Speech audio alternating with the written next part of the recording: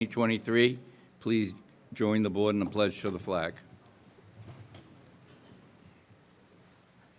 Pledge allegiance to the flag of the United States of America and to the republic for which it stands, one nation, under God, indivisible, with liberty and justice for all.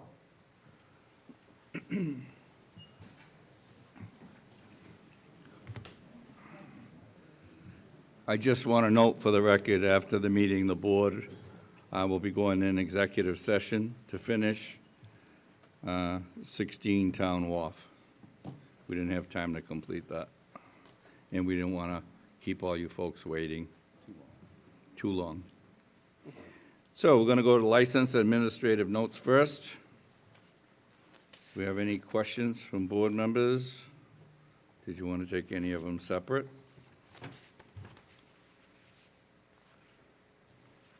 If not, we'll wait for a motion. Motion by Mr. Blitzer, Second. second by Mr. Helm. Discussion? This is just on the two licenses, Mr. Chairman? Yes. Mr. Chairman, does this include permits as well? Well, I asked, actually, now that John brought it up, I'm looking at this list here. I asked for a motion for license and administrative notes, but whatever the board's pleasure is fine with me. You just need to, do you want to do them separate, John? I just wanted clarity on the motion. I'm not looking for that. Okay, all right. So was your motion to move it all, Charlie? No, I'd like Mr. to, Blitzer. license and permits, the administrative notes, are you're gonna Okay. read those individuals off, that they're gonna get appointed, and we'll vote them all together, or? Yeah, we I think for the record, you should do that. Okay. So Be license, uncontested. So license as permits is your motion? Yes. and that's, Mr. I Helm, second that. Second that. Discussion? Mr. Blitzer? Yes. Mr. Helm? Yes. Mr. Canty? Yes. Mr. Mahoney? Yes. And myself, yes, unanimous. Permits, good. Now the administrative notes. Hold on. Excuse me, everybody's mumbling and we can't hear you, so I don't know if the mics are on, but the captioning is not on, and I apologize for interrupting, but we heard nothing of the discussion. My hearing aids are working. I asked other people around if you could hear, and they shook their heads no. Sorry I interrupted. Okay. Let's see if we can turn that up a little for you. You can talk louder. I do it at work. You turn it up? Can you all hear me now? Okay. Do you want Charlie to read? Yes, I do. Yeah. Mr. Bledsoe, would you read the list of appointments? You want the appointments, so this is under administrative notes. The board will vote to appoint the following people to the boards and committees as described. 1749 Courthouse Committee, Cindy Walsh, 3-year term. Affordable Housing Trust, Joseph Azarado, 3-year term. Agricultural Commission, Autumn DeVito, 3-year term.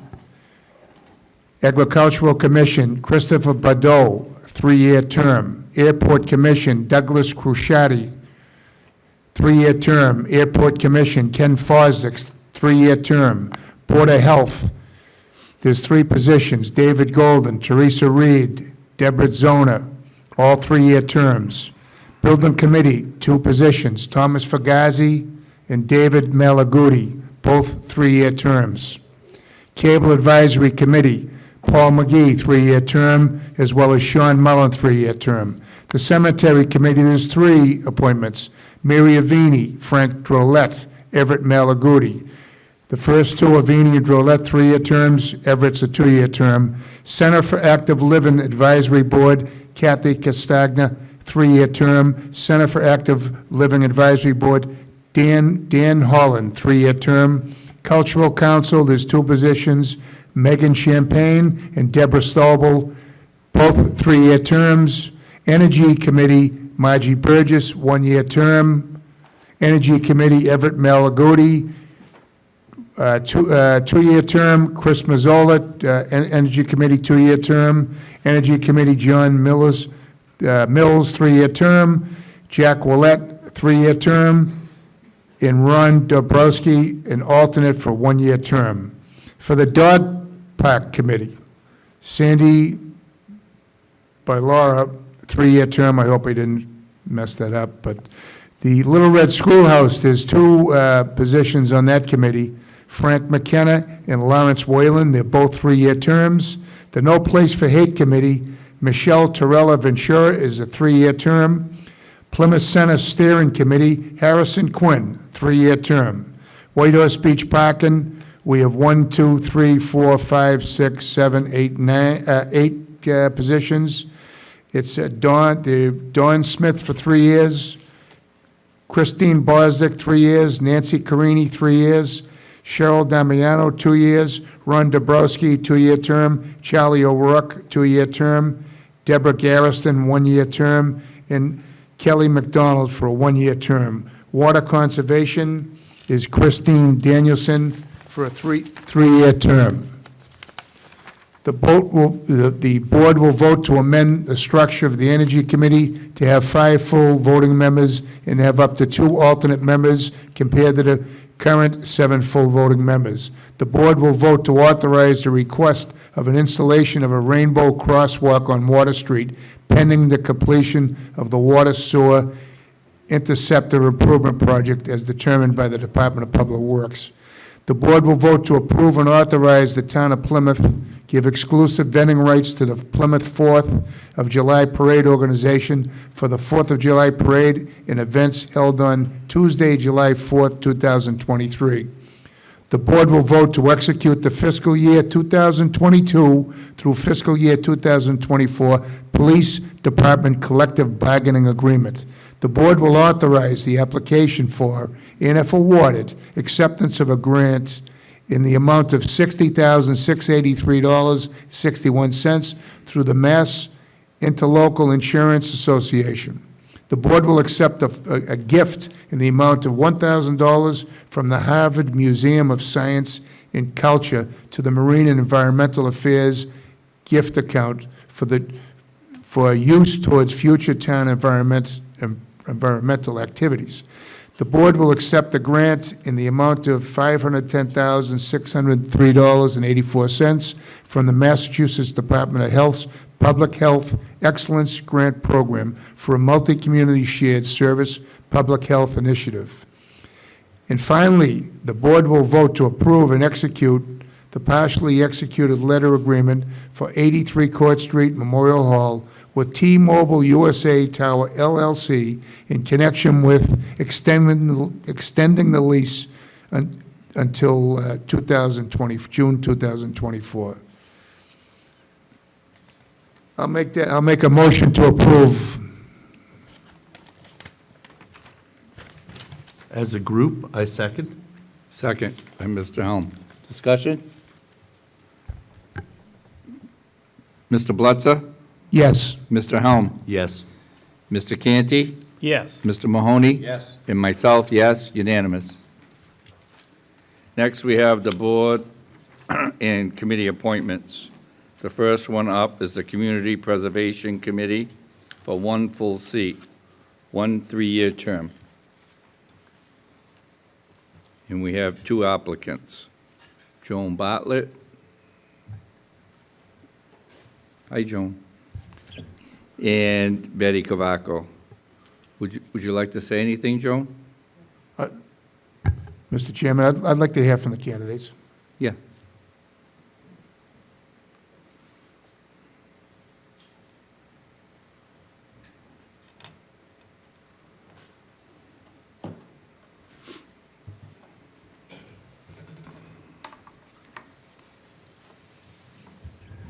Just make sure that green light's on.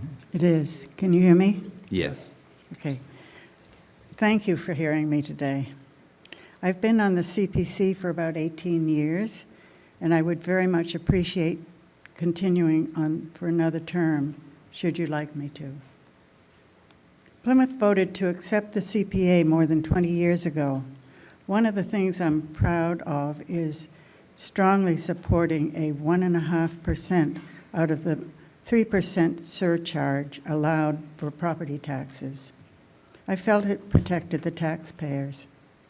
It was proven to be a sound investment. We were one of the earliest towns in the state to accept the CPA. The results include adding over 2,000 acres of land, that's open space, supporting the restoration of some of the most historic buildings on the South Shore, creating housing for emergency housing for the homeless and to people starting out looking for affordable housing. I've been able to help the CPC by writing and publishing our activities, such as documenting reclaimed material for the quote, new town hall, which is where we're all sitting now, this place where we're meeting. Putting together 2 publications that document all CPA activities and town meeting actions from 2002 to 2023. We could have hired someone to do this, but we have found it's much more efficient to have the committee responsible for these actions to record its action. Also, we found it extremely cost-saving for the town. The CPA in Plymouth has been an example to the state of the possibilities for many communities. We as a committee have done this out of our own passion for the town and for our future generations so they can see and enjoy the benefits of what we have done and how we've done it. Although I've worked on this committee for 18 years, I still have something to offer: the love for this town, its people, and for CPC that has done so much for our town. Thank you very much. Thank you.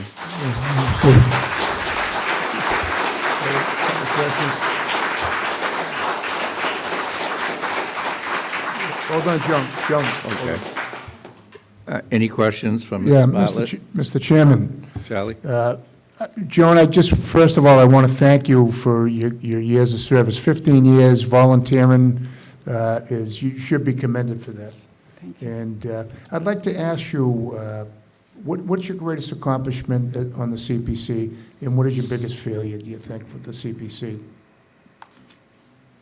The biggest accomplishment, I don't know. I love the Spire Theater. I mean, it's not done yet, but it's on its way, and the Arts Center. And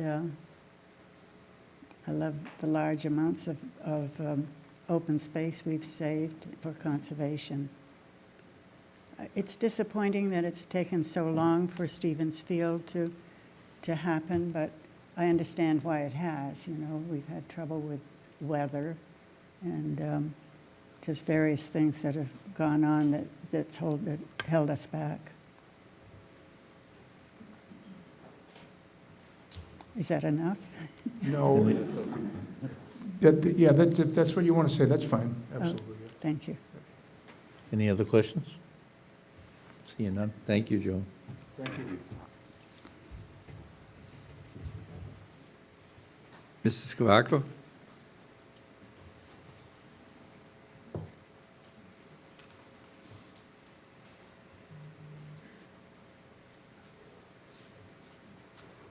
Thank you, Mr. Chairman, and the rest of the Plymouth Select Board. I'm not sure you remember me. My name is Betty Cavaco. I am now a town meeting member and served with all of you, most of you, on previous boards. I'm interested in being on the CPC because I feel that we've come to a position where we're rather stagnant. As serving on the select board, there were many things that we were aware of that were problematic. And I think that having a new vision for the way this organization should move forward is really important. I appreciate Ms. Bartlett's 18 years of service. It's wonderful. I've only done 6 years of public service, but I think it's time that we move forward. I'm very concerned about the actions as of late from the CPC. And as you well know, that's something that I want to work with, and I think we need better communication. I think we need a more cohesive relationship with not only the town manager, but town staff, and I just don't see that right now, and I want to be able to work towards that, because the CPC is a very important committee that we have in this town. So if anybody has any questions, I'm more than happy to answer them. John? Ms. Cavaco, in the interest of communication and fostering a better relationship with Town Hall, are you going to be comfortable with meetings being open up to the public, with having department heads in, specifically maybe the town manager? Are you going to be against applicants who have a standing application in front of the committee coming in front of the committee and communicating with the committee as a whole? So and then on top of that, allowing the public and committee members to participate remotely. Are those things that you're going to be against? No, I want to make something perfectly clear. We're a team, whether people want to agree to it or not. We have to work together. And every single person in this community, the 65 almost thousand residents, should have the ability to speak at any of our public meetings, unless, of course, it's an executive session. So town staff, as far as I'm concerned, town staff should have an agenda item on all of our meetings if the boards want that. It's important. CPC is really important. And one of the main reasons why I decided to put my name on the CPC is some of the actions that had been taken recently in the town, or the CPC, violating the procurement law 30B recently. We can't do business like that anymore. This isn't a small mom and pop organization. We have to do business, we have to do it lawfully, and we have to have the public involved anytime they're able to be. So I hope that answers your question. Yes, thank you. Mr. Blutzer? Yeah, hi Betty, how you doing? Same question to you. First of all, I know Joan's very popular. This room is packed with, and I got a ton of emails from folks supporting Joan. But this is not about the popularity contest. This is about who I think the best person is to help the CPC in certain ways. Like, for instance, creating affordable housing. I think it's very important. And I think we've lacked, that's one thing we've lacked. Also, some of the buying buildings, we haven't done a good job with some of the building purchases. I know Mr. Williams was concerned about the Symes House. He brought it up at town meeting. And so that's a problem. My question to you is, what if you're on the CPC, what do you think you can do better to help that committee? I think absolutely it's communication. I mean, this is a group of people that get together, volunteer their own time, but there are certain factions in play that really, I'm trying to say this as kindly as possible, there are certain factions in play that don't allow free speech of board members. And I think it's important that everybody has a voice. Everybody should say something. And you're right, Charlie. I mean, our affordable housing, it should be much further than it is. Some of the projects, Stevens Field, Symes House, we're at a crossroads with the Symes House now. Nobody knows quite exactly what to do with it. It went out for an RFP, if I'm correct, that nobody took it. So maybe that's another area that we could think about. Maybe that should be affordable housing there as well. But I think, as most of you know, is that I don't sit back and idly wait for things to happen. I like to do things, and if I had to sit on my hands and not be able to do things, it would be absolute torture for me. So, and I thank you for that. One last thing. is, I want to make it clear before public comment happens at some point tonight, because I'm not going to respond to public comments. But I'm going to let everybody know in this room that the appointments tonight are not politically driven, okay? I commend Ms. Bartlett for her service, I really do. And this is not a personal attack on her at all. I just think we need some changes on this board. We really do. We need some new ideas on the board. It's as simple as that. And, but this is not political. If somebody wants to make it political, well, so be it. There's nothing I can do about that. But with the way I vote in all these appointments, I'm taking politics out of it. I'm voting for the best person that I think can help the town of Plymouth. Thank you. I have big shoulders, Charlie. I can handle it. Mr. Helm? Ms. Cavaco, let's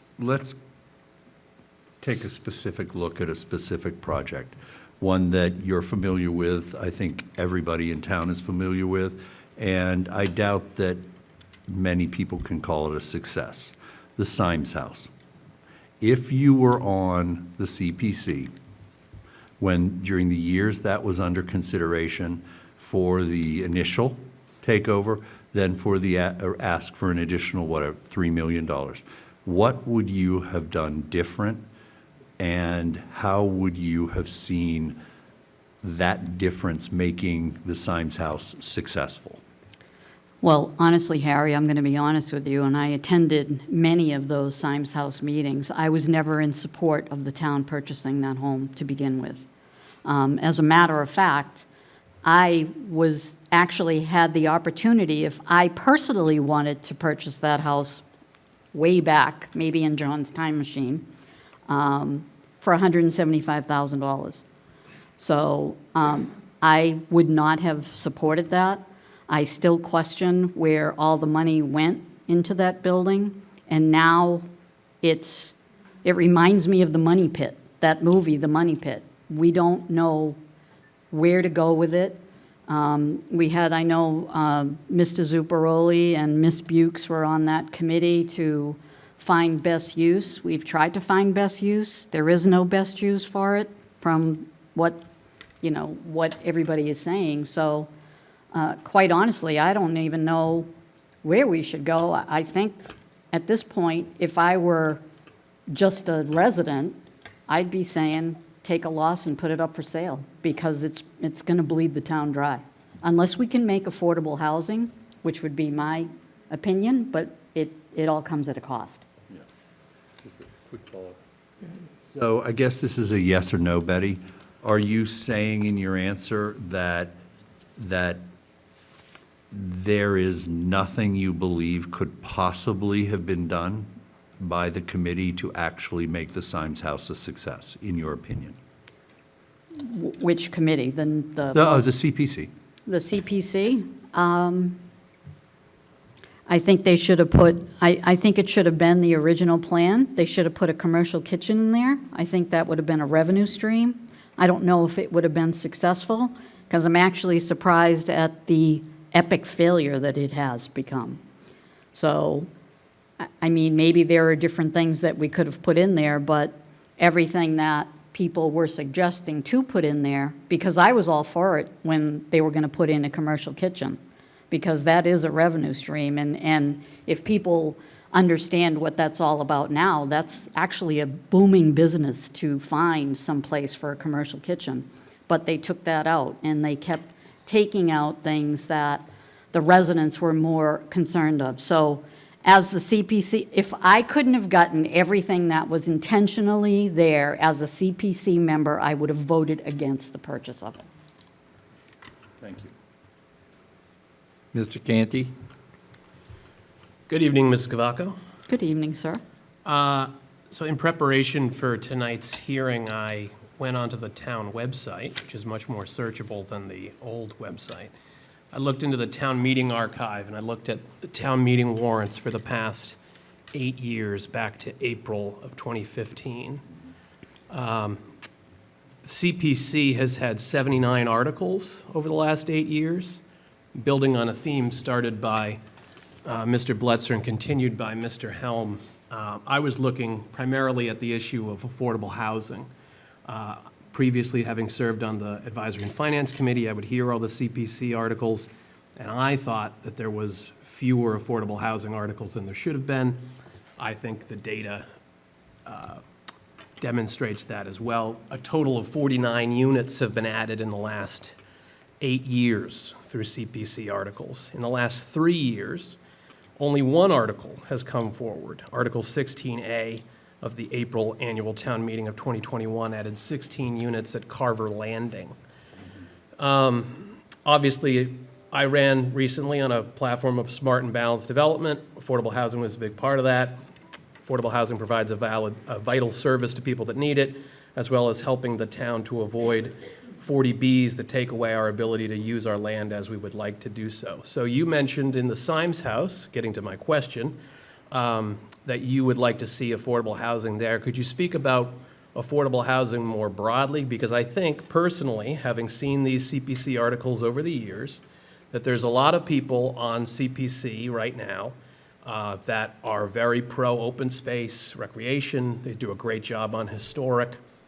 Personally, I think affordable housing is where the gap is here. So can you speak to, if you were given this position, where would affordable housing rank in your priorities? What would you like to see happen with affordable housing from the CPC? Well, I mean, I served on the CPC as a liaison from the Select Board for 3 years. And it's an organization, they do a lot of great work. Affordable housing should really be our priority, but actually, so it is actually affordable. And you're right, 40Bs have taken over. We have no control over it. So my priority would be that affordable housing would be the top priority over everything else. I mean, I understand open space and recreation. Recreation's pretty important too, and so is open space. But there has to be a new thought process. Like, are we going to buy buildings just to buy buildings, or are we going to buy buildings to put affordable housing? Or is an open space parcel a place where we can build affordable housing? So I think there's a lot of details that we kind of get lost in the minutia of what CPC really is. But I think as a group, and I certainly know I would be a proponent of making affordable housing actually a priority, because we do have a lot of folks that depend on it. I mean, and everything is taking so long. Although Oak Street was a great project, I believe Mr. Mahoney and I were on that board when that went through, but it still hasn't come to fruition. So we got to find out what these gaps are and what are creating these processes to take so long. So I hope that, I mean, affordable housing is definitely one of my priorities. Okay, thank you. And yes, Oak Street School was Article 9D of the October annual town meeting of 2019. So I agree that that has taken a while, but at least it's in the pipeline. Right. But there should be more in the pipeline. An issue that I've heard through the grapevine and seen to a little bit as well from talking to liaison past members and people who have appeared before the CPC is a lack of, and John asked it as part of his bundle of questions earlier, but presentations by applicants to the CPC. I don't think that's happening now. I'm not sure how that's not happening, but if you were on the CPC, would that happen? Would you advocate for applicants to be given an open hearing? 150%. Everybody should have a voice. Everybody. Thank you.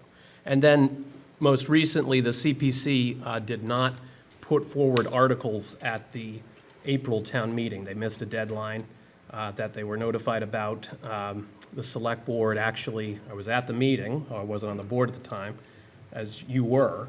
The select board actually seemed to want them to ask for a waiver, and they declined to do so, which means they won't have a budget after July 1st until 10 days after the fall annual town meeting. Correct. Which is very bizarre and not setting us up well for solving affordable housing in the future, or any of the other issues that the CPC addresses.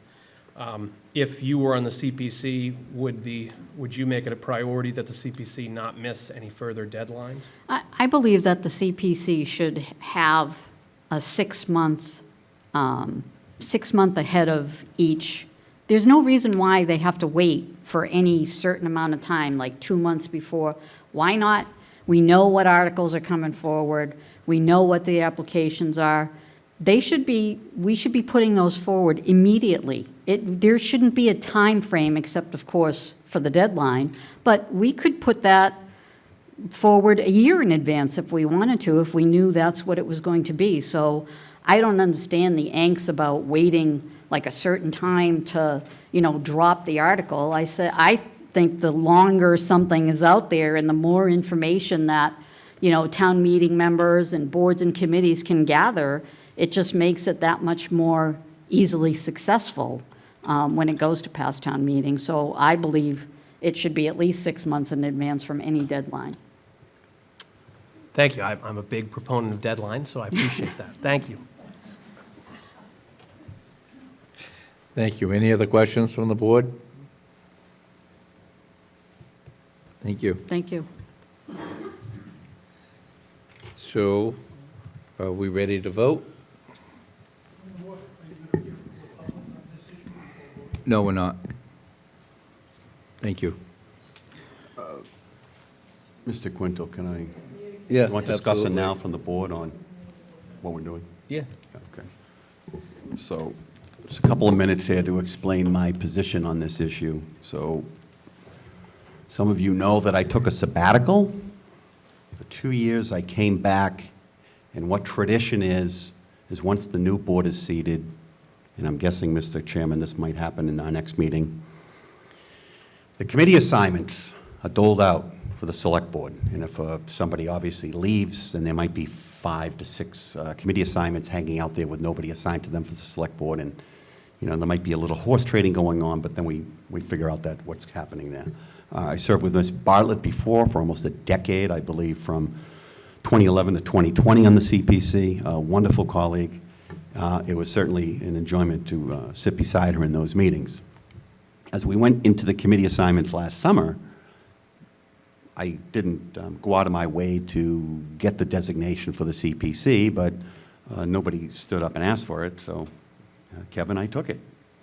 And I went back to the committee meeting, the CPC, and we started attending meetings. And, something was different when I came back to the board after 2 years. And, Mr. Quintal has also experienced this after a longer period of time than mine, and it takes a while to get acclimated and get back in the saddle, if you will. And I came back to the CPC, and I'm just going to expand on a term that Mr. Canty just used, and he said bizarre. So the term I'm going to use is bizarro. So DC Comics, Batman, Superman in the 60s, they had a Bizarro World. And if you're a Seinfeld fan in the 90s, it was one of your better Seinfeld episodes was the Bizarro World episode, okay? So in today's terminology, what bizarro means is something that is inverted or the opposite of what it should be, okay? And the first time that I realized that something was significantly wrong with this committee was Thursday night, November 17th, where I sat in the committee meeting and I had to participate in a discussion, and I was told that the town manager could not attend a CPC meeting unless giving express permission by the committee itself. And that's flat out wrong. Mr. Canty alluded to the fact that applicants are not allowed to come in and present their case to the committee.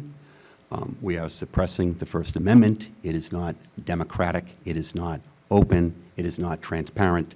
It is in complete violation of the Massachusetts public meeting law. April 13th of this year, we had a meeting at the Arts Center. There were 6 of us in attendance, 3 absent, and we were talking about the potential purchase of 50 acres of open space. And I suggested that the department head, the Division of Marine and Environmental Affairs, come in and provide his technical expertise to the committee on the pros and cons of such a purchase. And I was proceeded to be told by the chair that it was illegal. I made a motion. The motion was seconded by the planning board designee, and we engaged in approximately 13 to 15 minutes of discussion where I was continually told that it was illegal for a department head to come in and provide his expertise to such an article. So that was the height of hypocrisy. The vote passed 4-2.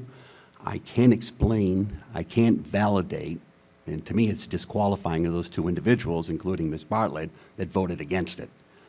It's an insult to the community, and it's an insult to Mr. Gould, who is the preeminent expert in the community, a $300 million business on such issues.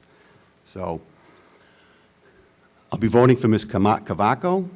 There needs to be change. And before you get into a philosophical discussion on open space, historical, or affordable housing, you have got to have democracy and the First Amendment. You've got to have openness and transparency, and this committee right now is lacking that in spades. So that's where I stand. Thank you. Mr. Canty? Thank you. So first of all, I'd like to thank Ms. Bartlett for 18 years of service. That's significantly notable. I just completed 9 years on the Advisory and Finance Committee, and you've done twice that on the CPC, so that is an impressive tenure. While I was on the Advisory and Finance Committee, and now that I sit here, I have to look back to my time there, and I found that the CPC would routinely be up against deadlines, having to have certain accommodations, made it difficult to hear the articles from time to time. But then, when it got so bad that all their articles were submitted past a deadline and nothing was put on the warrant for the first time since the CPC existed, I mean, that's exceptional and extraordinary. And it's not Ms. Bartlett's fault that happened. It's not unilaterally her responsibility. She's one member of a 9-member body. The problem that we have here is, and the CPC chair was just quoted in an article about the independence of the CPC, and the chair is right. The CPC does have a measure of independence. We have a liaison that votes. We have the ability to appoint 3 positions to the committee. But other than that, our powers of oversight are extremely limited. But I feel that we need to use the powers of oversight that we do have to effectuate change about missing deadlines, about not providing enough affordable housing in this community. I am, in my day job, a public defender. I work representing folks in court that cannot afford their own lawyer, that are facing a loss of their liberty and they don't get a choice who they pick to represent them. These are people that have transportation issues, substance use issues, affordability issues. They often would qualify for affordable housing. There are many people in this community that I don't interact with in my day job that also would qualify for affordable housing. It's a vital service that is leaving a lot of people behind. People complain about the rising costs of Plymouth, how expensive it is to live here, the tax bill, and the cost of living. Affordable housing is a great way to get a handle on some of that. It's also, as I alluded to in my questions, a good way to get a handle on avoiding 40B projects, which can ignore local zoning, and a developer can just build whatever, that type of project wherever they want, regardless of how that land is zoned. Like most recently, the Oasis on what was formerly commercial land by Home Depot, which is really getting it on both ends because we're losing commercial land and we're gaining high-density zoning that puts a significant strain on our resources. And I would also point out that 40Bs can also negatively impact the mission of the CPC in regards to preserving open space and recreation, because we're leaving choices to other people when we open ourselves up to that. 49 units in 8 years, only 16 units in the last 3 years is not even close to keeping pace. The CPC is one of the best ways for this town to increase its affordable housing stock, and it's not pulling its weight. And I think that is a significant problem and a significant oversight, and it's unfortunate that we have to try and fix it by removing somebody, voting to put on somebody in place of somebody that's been on there for 18 years. Because that's, as I said, a long time. It's not personal. I got a lot of emails over the last couple of days in support of Ms. Bartlett. So that's why I really think that we should first and foremost congratulate her on her years of service. But this is a community resource. We are all custodians of the offices that we hold. All of us are just temporary occupants of these positions. And at certain points, changes need to be made in order to accomplish the goals of this community and meet the needs of the public. And unfortunately, I think this is a situation where a change is necessary. So for that reason, I will be voting for Ms. Cavaco. Any other comments? John, do we have, who's the representative for affordable housing? Is there a designee on the CPC? Yes, it's Mr. Russell Shirley. Mr. Shirley. Yeah, he came after my time on the CPC. I sat there for a number of years. It was Joan Pimentel at the time. And she was a crackerjack, to say the least, of how to mingle town funds with federal funds. She was very, very good at that. And I feel she helped us, she helped that committee quite a bit. And I haven't really seen anything of that magnitude since she's been gone. And so I have to agree, it is a concern. So anyway, that's another subject. But did you want to say one more thing?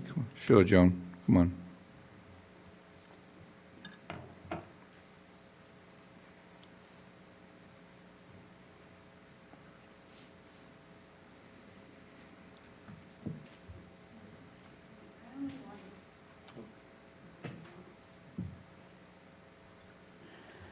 I only want to say that I'm not on this for a personality who's the favorite person.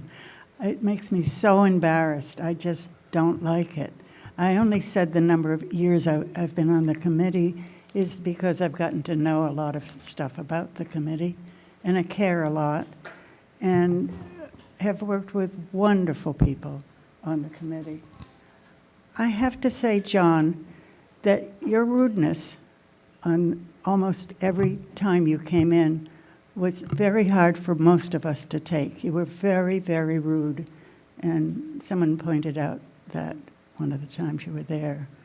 So, but this isn't a personality contest. Choose the best person for the job, please. Thank you. Thank you. Thank you. We all set?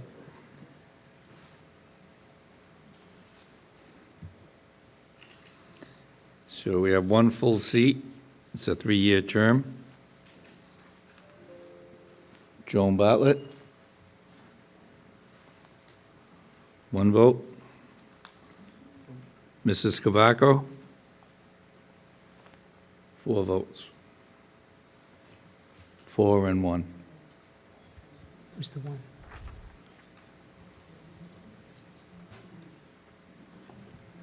Mr. Chairman, for the record, can you state that? I didn't get that from the minutes. 4 in favor of Mrs. Cavaco, and the one sole vote for Joan was myself. Conservation Commission, 2 full seats, and then there's a up, and 1 vacancy for a 1-year term, correct? That expires in 2024, and that was Ann Burnham's seat? Okay, I just want to make sure I got it right. So when I announce these, if I say one wrong, because there's been a few changes, just pipe in. Okay? James Carpenter here. Would you like to say anything, Jimmy?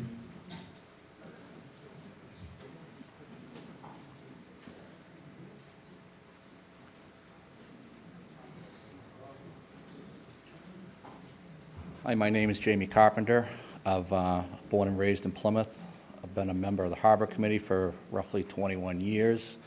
I own 2 businesses in town, a construction company, and an oyster growing company. Been on the commission now for a year. I think we've done a very good job of kind of streamlining the process by still enforcing the regulations, our town regulations and our state regulations. And from what I understand, everybody seems to be pretty happy with the way the commission is moving at this point. Any questions? Any questions, for Mr. Carpenter? Jamie, what do you take away from your first year on the commission? I think we've done a great job of moving some things, for instance, if someone has a septic system and it falls 5 feet within the 100 feet, instead of making a full filing, we've kind of instituted a new determination of non-significance. So it allows a person to save quite a bit of money. It's, if it's not really impacting the environment. And I think that's a great tool that we've been using to help people save money, so they're not spending, $5,000, $6,000 in engineering for something that's basically is going to get approved. And you're suggesting we're able to do that and help homeowners out, but not compromise our responsibility under the wetlands Exactly. regulations? Correct. Yep. Okay, thank you. Any other questions for Jimmy? Thank you. Mr. Nichols, would you like to say anything?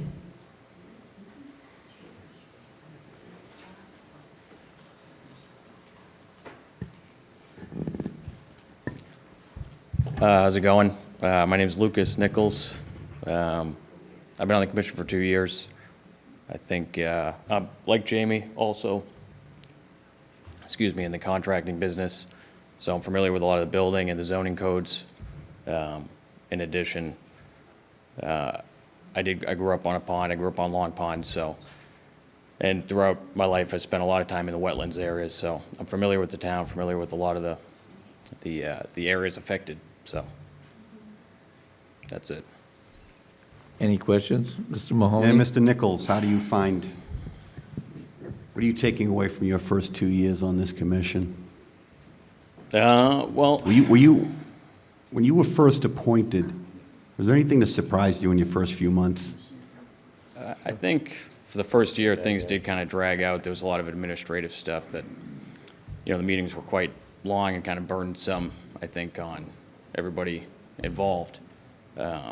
Nonetheless, it was good to learn.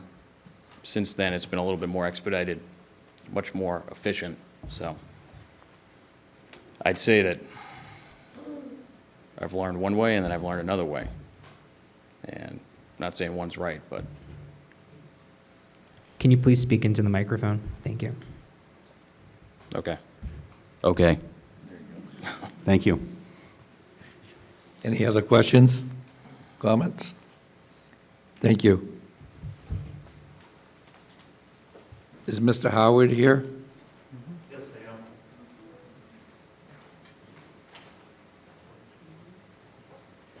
am. Good evening, Bruce Howard. Balance. I realize we must strive for balance between protecting our natural resources and enabling growth and development. In this process, we must ensure that the survival of our natural resources, while we ensure the legal rights of those who work near our wetlands. Over the past couple of years, I've learned a lot about balance. My previous 4 years on the Conservation Commission was a powerful lesson. I continued to learn and grow while on advisory and finance. And so I've come to realize that there's much more I have to learn. I'm a quiet person by nature. I tend to be reserved and thoughtful in meetings. I have a keen mind and pride myself in my ability to ask the probing questions, and in the end, make sensible, balanced decisions. I appreciate your consideration tonight for my appointment to Conservation. Thank you.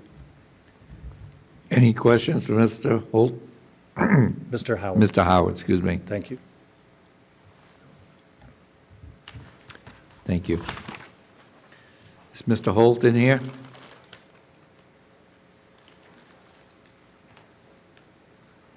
He's not waiting online, right? Okay. Mr. Brown?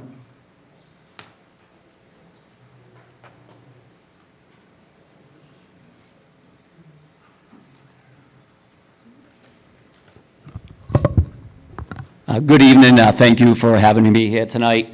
My name is Jesse Brown.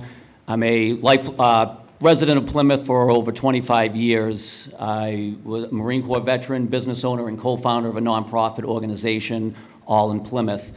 I just got off the Plymouth Chamber board. I was on that for about 8 years. The funny thing is I was on approximately 5 boards. My last meeting actually was just last month. So I got off all those with the state. I was on the workforce development, the chamber, and I came to the point to where it's very important to still volunteer and be part of your community.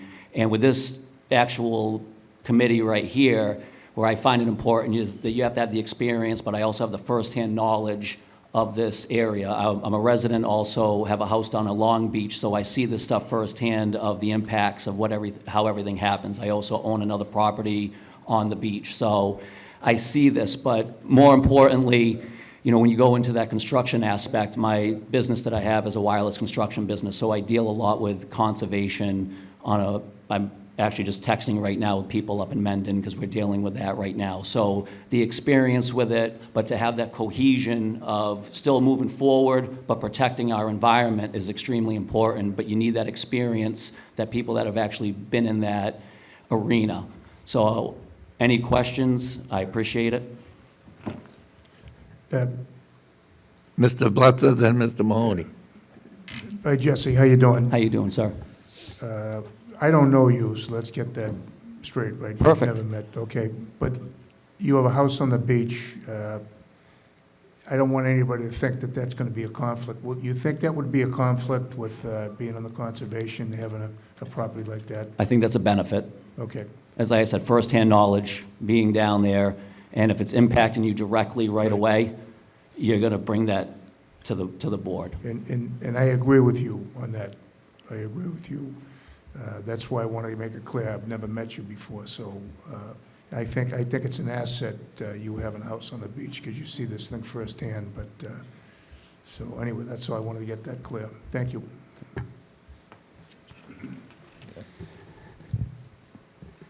Mr. Brown, Yes, sir. so last year when we did these appointments, we had an individual who we knew had a house on the beach, and at the same time, he was applying to the board for some sort of a license agreement for a driveway transfer or alteration. And that individual didn't get appointed, so I was just curious. You're in now, you know, you've told us that you do also own a house on Long Beach. Mm-hmm. Did that prompt you getting interested? Was there some negative experience that you had that you decided that you had to run for this, or were you No, thinking there's no negative experience at all. The funny thing is, so I'll tell you, the property that I own is the Beach Plum, and I bought it from a tremendous couple called the Barnes. And the number one thing with that I told them is that house will not be changed at all. And you're keeping it as it is. So like I said, you have to work in cohesion with the environment, but still being able to move forward. If you want to do something, you can't hinder somebody to do it at all costs, at all. But for me, as a personal thing, it does nothing personal for me. Okay. And do you have any experience with respect to the wetlands regulations of the state of Massachusetts? So my business that I do, we're involved in it, we build cell towers. So we work all over New England. I'm a general contractor in Massachusetts, Rhode Island, Connecticut, and it's reciprocal in the other states. So all the New England states, I'm a major contractor in that. So we deal with that. We're a prime vendor contractor for major wireless carriers where we work in these areas on a constant basis, building new towers, and have to deal with this. Okay, thank you. Mr. Blitzer, then Mr. Jesse, one more thing. Helm. Question. If you were personally involved in any issue that involved the Conservation Commission, you would recuse yourself? Oh, right? That's- absolutely, okay. yeah. That's a no-brainer. Right, okay, thank you. Would you also recuse yourself if your determination on any rules and regulation changes would impact a property such as yours. Maybe not in name, maybe not something on Long Beach, but something that would have to do with a coastal, a change in coastal regulations and would impact your property. Would you recuse yourself on that? I don't think so, just because I have multiple properties in Plymouth on the beach, not just Long Beach, but I have other multiple properties along the beach. So it's kind of unfair to not be on the board because there would be probably a lot of rules and regulations that we'd be voting on and having to do where it would impact it on a constant basis. So I don't say I would recuse myself on that, but if it's a personal issue where it's my property or something right surrounded where I know I would have to, yes. One more. Let me make it a little clearer. If it was an issue that wasn't your property, but something that you would profit from, would you recuse yourself? Yes. Okay, thank you. Any other questions? Thank you. Thank you. Mr. Chairman, David Holton stated in an email that he's not able to attend the meeting tonight. However, he would like to be considered because he believes he has the best interest for the town. I just wanted to pass that along. Thank you very much, Anthony. Is Mr. Morrison here?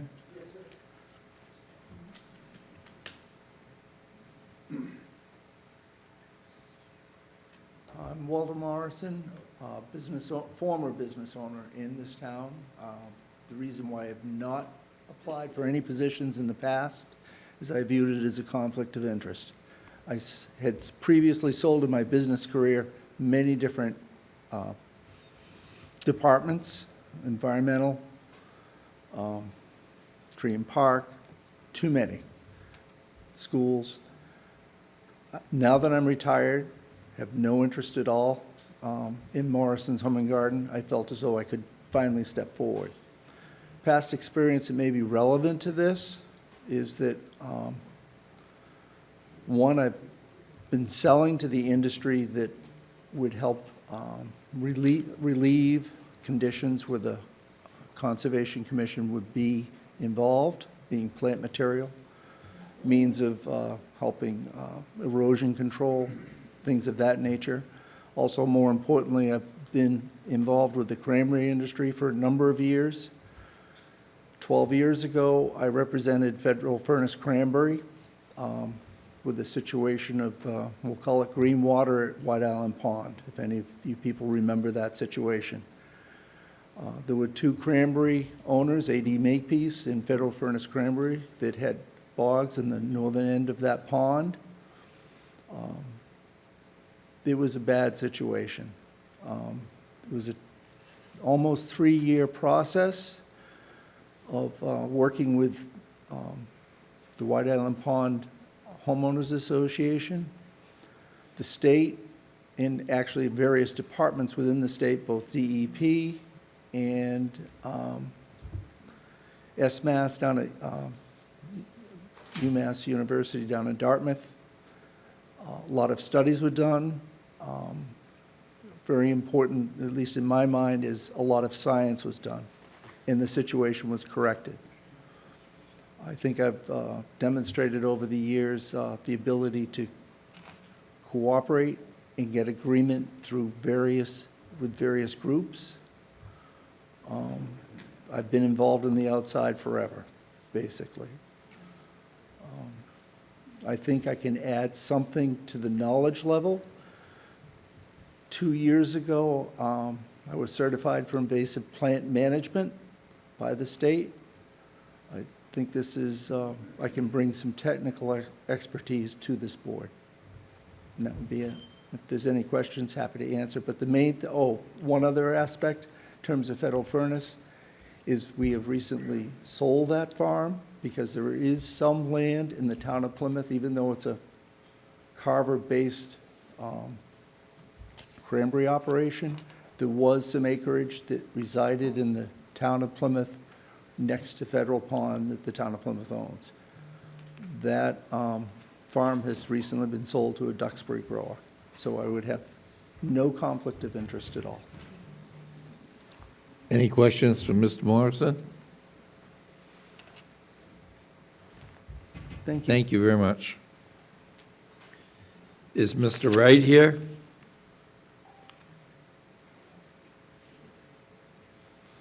Okay. Bring it back to the board. Just making my little.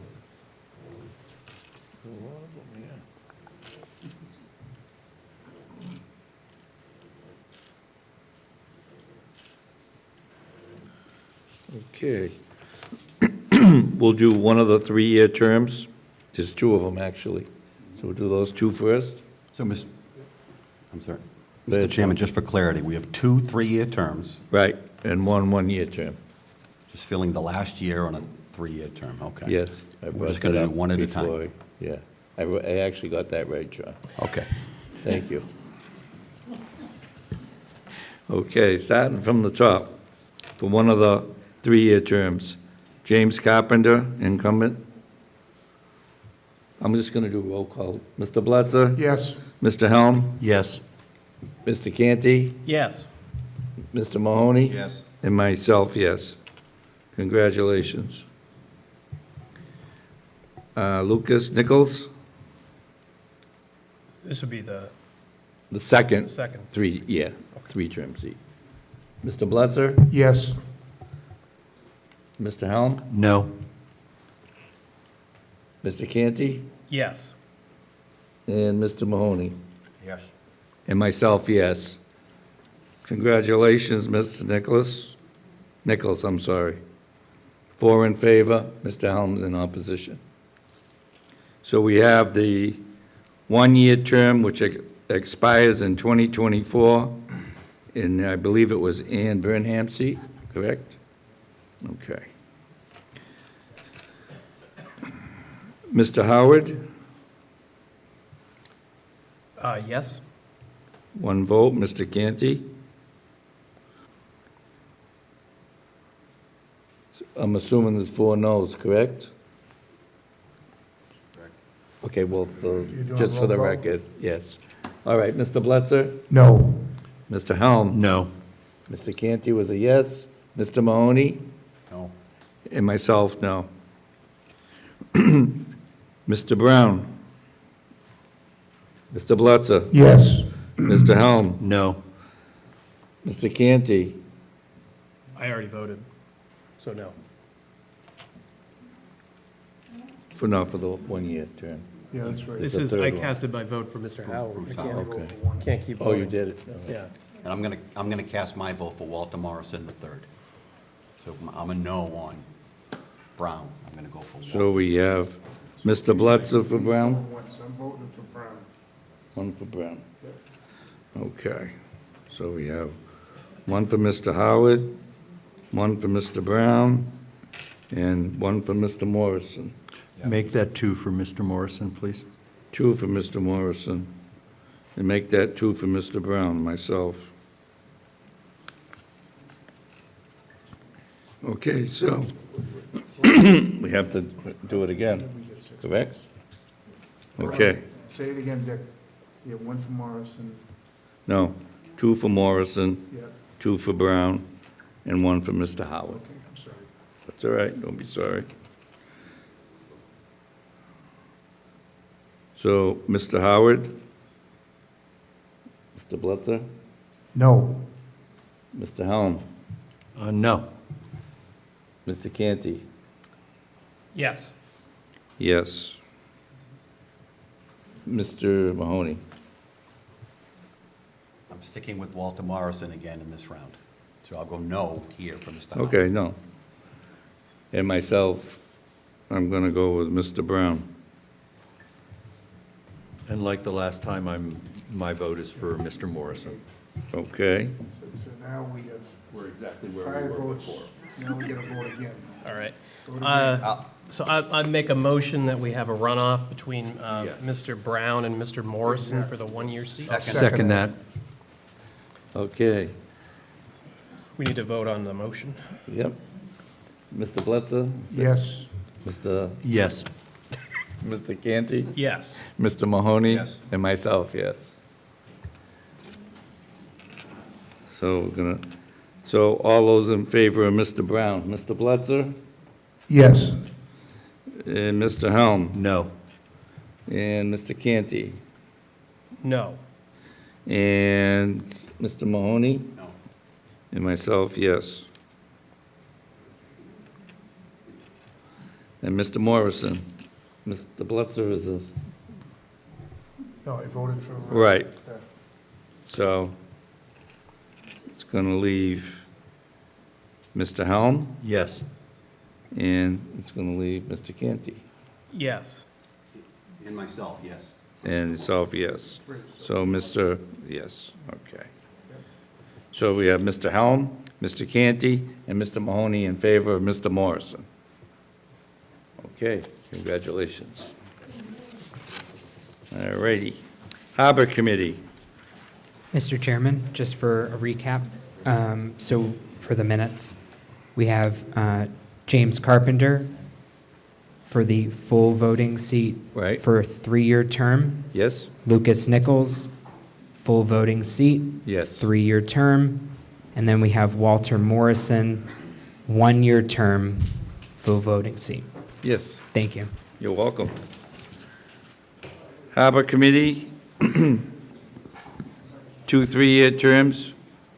Paul Quintal here? Yeah, there's no, it's uncontested. They're unopposed. Mr. Chairman, I see that they're uncontested. I'll make a motion, we approve the 2 nominees. I'll second it. Well, sometimes there might be some questions, even I'm though sorry. that, you know what I mean? So I always like to At your ask. discretion. No. Motion made by Mr. Mahoney, second by, second by, was it Mr. Blitzer? Mr. Blitzer. Mr. Blitzer? Yes. Mr. Helm? Yes. Mr. Canty? Yes. Mr. Mahoney? Yes. And myself, yes. 5 unanimous for the 2 appointments. For the purposes of the minutes, the Harbor Committee, 1 full seat for party boat representative, Paul Quintal, 3-year term. 1 full voting seat, Chamber of Commerce representative, James Carpenter. Yes. Thank you. You're welcome. Historic District Commission, 1 full seat vacant, 1 alternate seat vacant, and 1 alternate seat up for reappointment. Should we take the full seat? Vacant, let me see. You want to hear?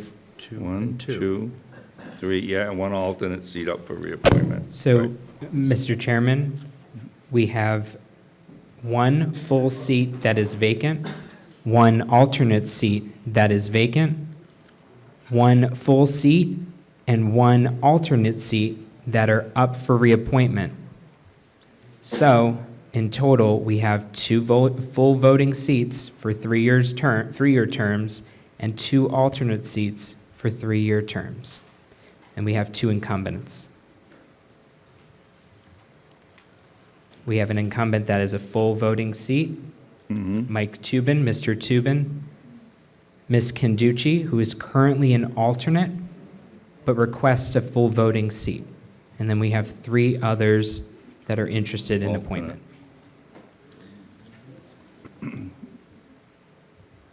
Any questions from any of the board, or do you want to move them?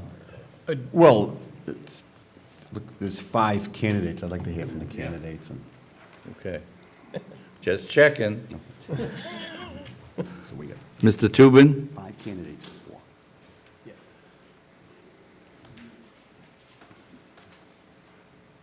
Hey, Mr. Chair, Select Board, Town Manager, and staff, thank you for your consideration. I'm currently the sitting chair on the Historic Commission, been on there for 18 years, although I don't know if that's something good to mention.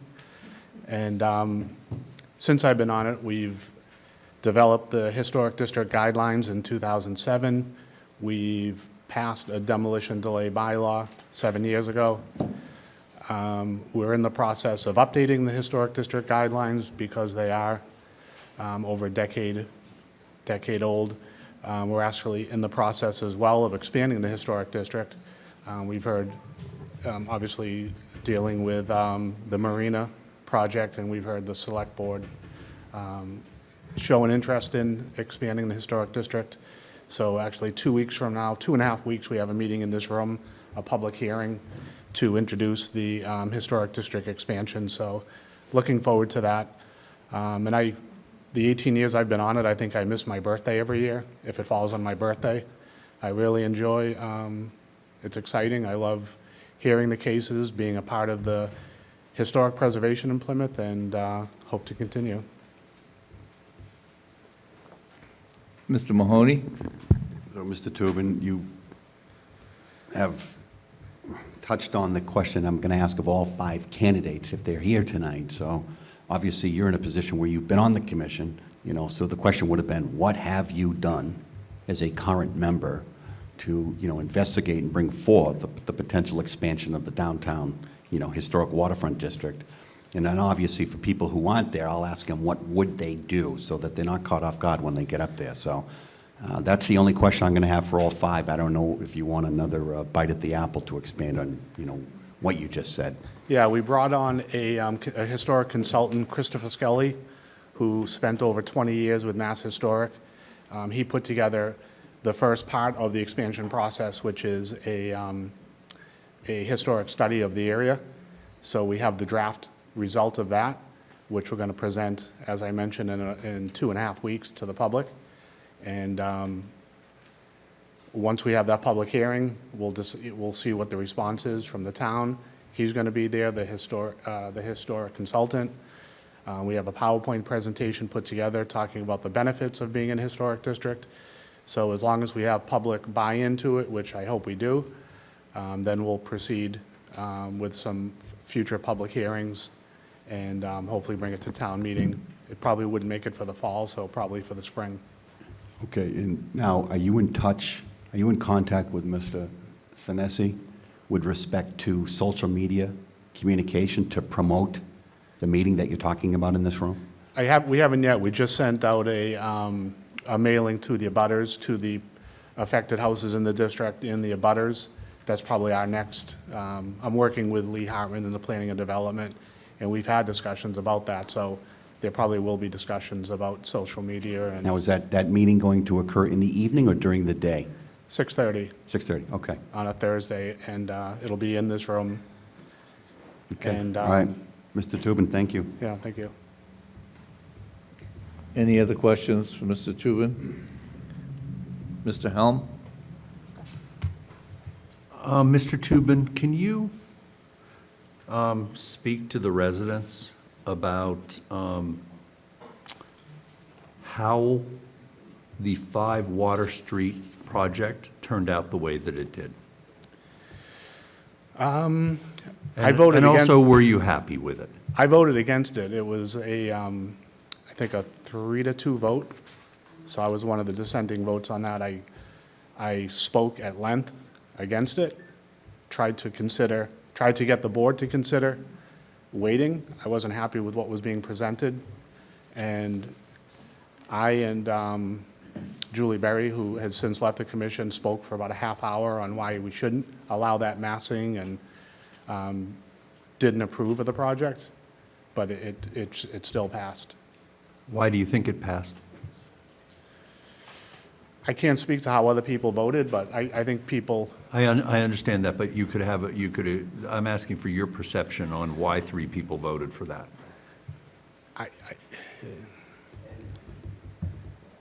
I think the proposal that was put before us, the specs of the proposal, how it was proposed to us, wasn't accurate. The actual dimensions, so what we were seeing, there's a telephone pole right where the building was, and his drawings had the building coming about 3/4 of the way up the telephone pole. And I said, this can't be accurate. A telephone pole's 35 feet. So I said, let's wait until we get accurate drawings. And I think everybody was happy with what they saw that was presented and voted based on that. I don't think there's ever, in the 18 years I've been on the commission, that's like the first project that I've received calls from the press. I definitely don't regard it as one of our brightest moments. That's good to hear, because I think most residents of Plymouth would agree with you.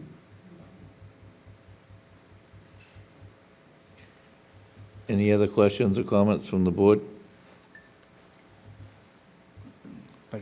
Mike, if Yeah. you, we'll know when that meeting's going to take place here, because I'm very interested myself. Yeah, definitely. I'd Yeah, like to I'll reach out to be a to part of Anthony, it. yeah. Okay. And Derek, and we'll see how we can promote it. And I would definitely want to get as much representation as we can, because that's where we're going to decide whether we go forward with this or not. So Okay. I think the more people, the better. Thank you. Thanks. Is Kimberly Canducci here? Good evening, everybody. Select Board, Town Manager, thank you for having me. So I am here to apply for a reappointment. I am currently an alternate, and I'd love to have a full-term seat. So I took over somebody else's midterm, so I've only been here 6 months. But I was born and raised in Plymouth, and my family just got approved for membership in the Mayflower Society, which my mother wanted, her dying wish. She's still alive, but she wanted to have it done before she passed. And I love my hometown very much and care about it, preserving its character as much as we can. I've seen all the changes. A town of this size with the growth and change were inevitable. And thoughtful review of proposed changes against established guidelines is really, really important. I think I mentioned the last time I was here that I'm old enough to remember the Summer Street redevelopment, which to me was a terrible thing. So many historic homes were completely razed, and it no longer looks like anything that it did before. And had we had a historic commission before then, I think that probably would have turned out much differently. You know, I've only been here 6 months, so I haven't have a long list of accomplishments, but I did do site visits with Stevens Field and also on Brewster Gardens. And some of the things that come before us on a regular basis seem more mundane, but they're actually very important to preserving the look of the town downtown, which is signage. So as new businesses come in, and businesses move and they change, they expand. Katie's on Route 44, Neil Papagino's, for an example. People's signage has to fit with the character of the town, and there's so many of them that come before us, and it's great to have input. One of them in particular came through with a sign, not Katie's, another business, that had terrible colors, and it just was not going to fit. But so we went back to him, and he came back with new plans, and now it's actually beautiful. It's completely just minor modifications, but enough to make it really beautiful. So these are types of things that have been really interesting to be a part of, and I would love to have a full appointment for a full term. Thank you. Thank you. Any questions, comments? Thank you. Okay, thank you. Mr. Zuparelli?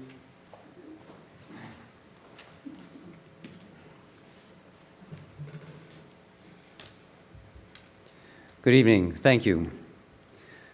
Plymouth is a unique community, and currently, as a community, there are several issues that are facing the town as we move forward.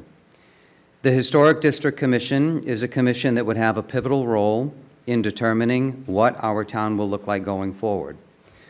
Reviewing and looking at the current structures we have in town to determine historic relevance and preservation, while also determining their safety and efficacy as structures for use in the 21st century are important issues to consider.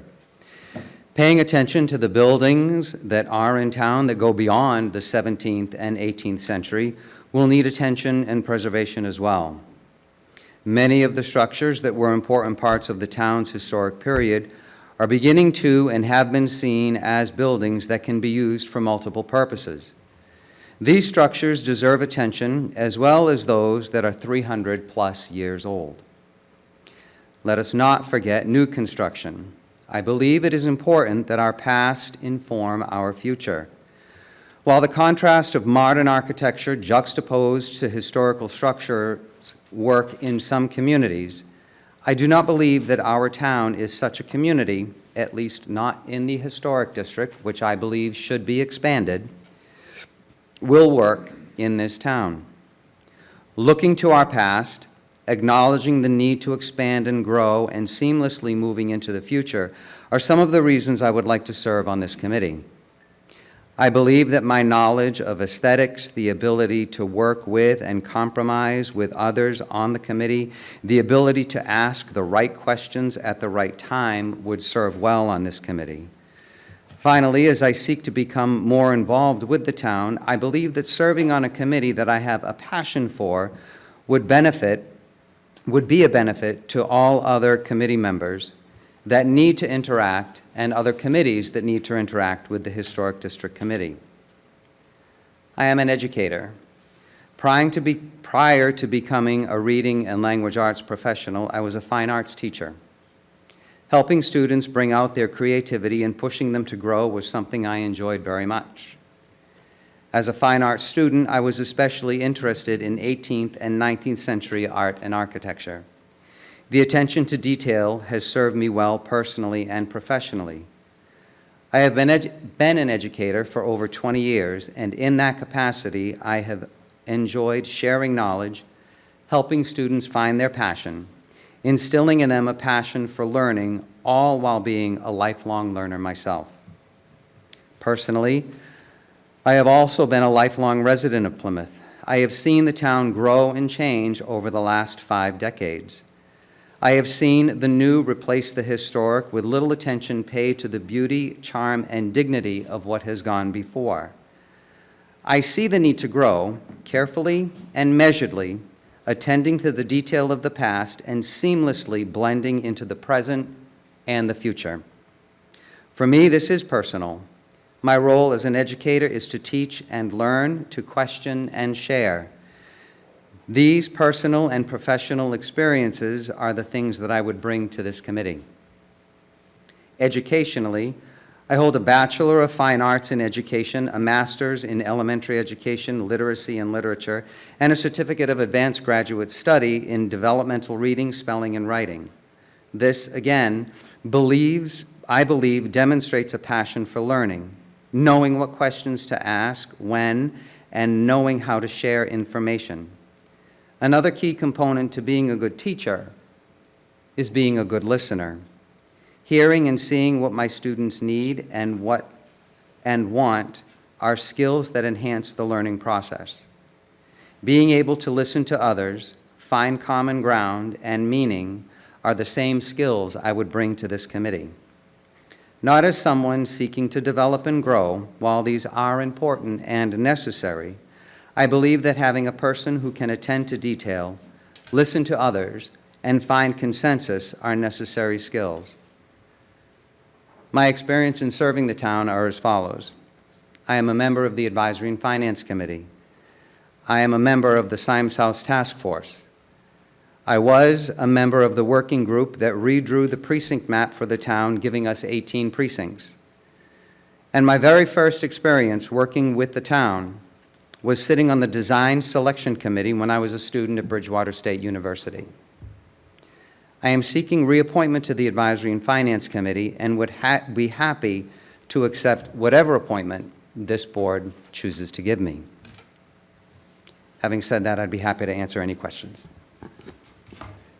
Mr. Mahoney? So, Mr. Zopparoli, you heard the earlier question of Mr. Tubin and Ms. Canducci. You haven't been on the commission, so what are your thoughts on the expansion of the historical, the area and what occurred down there at Union Street with respect to the marina, and how do the community position itself in a better place where we can avoid those in the future? I think one of the things that needs to happen is clear and open communication with whatever agency is seeking to build and develop that part of town, which is in the historic district. I think a clear definition of what is and is not acceptable design needs to be put forward from the very beginning. I think it's very unfortunate what happened with Union Street and the Foundry. I would have liked to have seen, while I understand the need to grow and while I understand Safe Harbor's need to grow, I think I would have liked to have seen different designs going forward that would have kept intact what is there now, would have celebrated what has been there before, while seamlessly, as I said before, adding to the structure behind it. I think there were a number of things design-wise that could have been considered, and I don't think they were. In terms of expanding the historic district, I think it's important that we go up to Lincoln Street. I also think it's important that we look at North Plymouth. There are a number of buildings in North Plymouth that speak to our town's history as an industrial center, specifically the Cottage. Some of the homes that currently exist in and around North Plymouth, I think well define what it means to be a historical town. I think those designs cannot be thrown away in terms of, or just for the sake of looking at what's in the downtown area. I would be in favor of expanding the historic district much more than I think what some of my colleagues and some of my fellow residents would like to see. Again, specifically looking at North Plymouth. Thank you. Any other questions from the board? Thank you. Thank you. Mr. Fonashari? Good evening, gentlemen. Thank you for having me here this evening. My name is Bill Fornashari. I'm a resident of Plymouth. I'm also the owner of BF Architects, which is located in the Historic District. And although we do a wide variety of works, one of our specialties is restoration and preservation work. I feel my background and education in the preservation and restoration work would be a great asset to the board. Thank you. Thank you. Any questions? Just, Mr. Fornashari, that question with respect to expansion and, working with the commission to potentially bring an article forward to town meeting. I'm hugely in favor of the district. One of the districts that I do a lot of work in is Provincetown. The entire town of Provincetown is a historic district, and it's been a windfall for them. So I'd love to see more of the district expanded here in town. Thank you. Mr. Helm? Quickly, are you available for a full seat, or are you seeking just an alternative seat? I am Alternate seeking seat. the alternative seat. Just alternate. That's it. Okay. Thank you. Gentlemen. Mr. McKenna?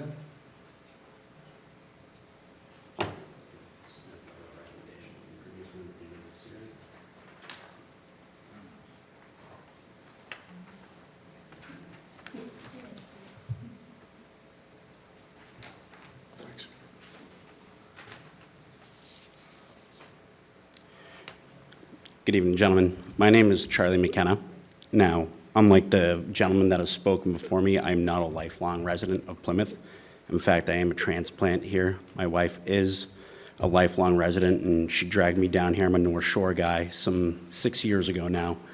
And in that time, I've been a downtown Plymouth resident, and I've seen all of the great changes that have occurred downtown. Maybe some not so great and some that were questionable, not as well received. But as a resident of this community and a person who's started a family here, I believe that having the experience of being a resident, living and breathing around the changes that are occurring, lends interesting perspective that this committee could take use of. I am a federal program manager professionally, and that has, over the years, allowed me to develop a keen sense of coordinating across multiple teams, tackling very challenging issues, overcoming red tape and other obstacles. So I know that working in cybersecurity doesn't necessarily lend itself to historic district matters. However, the mindset of being able to work with different personalities, be patient, be engaging, and also ask the right questions that are both inquisitive but, tactful is important. So I would appreciate your consideration for any appointment to this commission. Thank you. Any questions from the board? Charlie, just with respect to working with the commission to potentially expand the, the footprint and, supporting their efforts to get an article to town meeting on, that initiative. Sure. I think as an outsider coming in, and not to say I can't, learning the ropes, I don't want to say that pejoratively, but understanding what limitations are and how we take what's proposed and measure that against what's acceptable to preserving the integrity of the historic district, I think is where I would start. Obviously, the gentlemen who've spoken before me are very experienced and have done a lot of work around this town and this community, so I feel like I would have to lean on their expertise, but with that, I'd be more than open to what they suggest. Thank you. Any other questions Mr. McKenna? Thank you very much.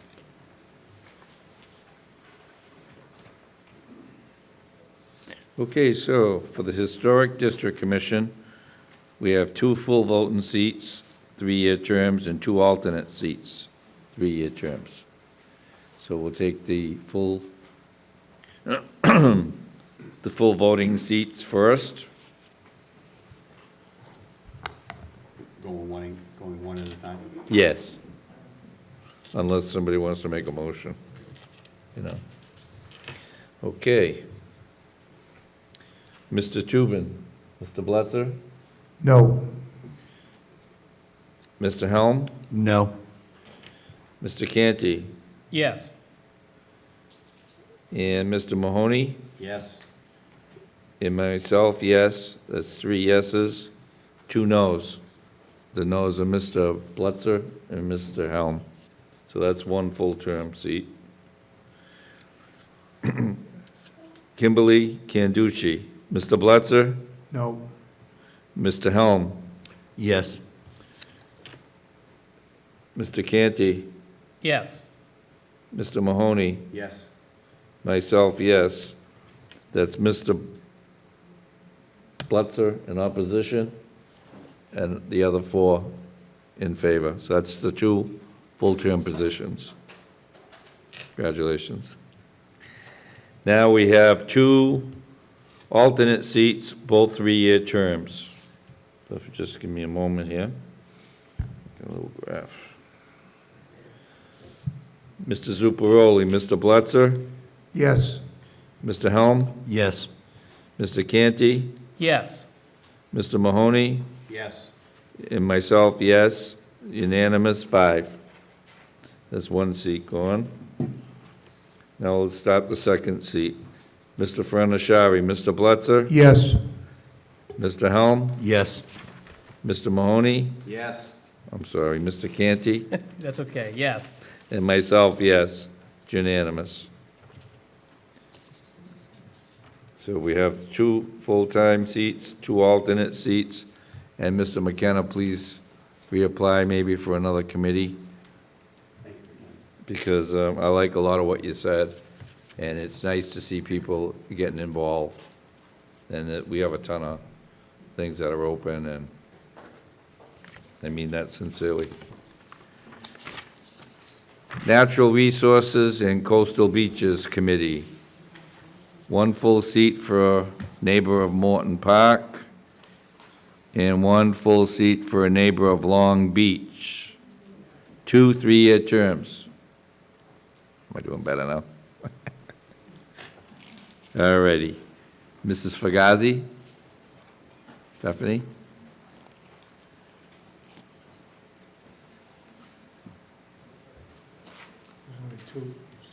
Yeah, I understand, but in case anybody else, wants to ask questions or say a little something. Good evening, Stephanie Fugazi. I'm here tonight seeking a reappointment to the Long Beach neighbor position. I've served on the committee for many, many years, and very familiar with the management plan of Long Beach and the management of the beach and how it works. And excuse me, yeah. So let's see, what else can I tell you? I attend all of the NRCBC meetings. I assist the chair with anything he needs. I am very supportive of the DMEA department on the management. I am the committee liaison to the Stevens Field Committee. I attended their meetings when there were some. A big disappointment, though, not to see that finished as yet, but hopefully, still holding out hope. I attend all of the Whitehorse Beach Parking Committee meetings that I can, and stay in tune with their issues. As the former chair of the committee, I worked very hard to establish a line item in the budget for Whitehorse Beach, because that was something that was lacking. Every time we needed something, we had to seek finances. I'm currently working on solutions for Morton Park.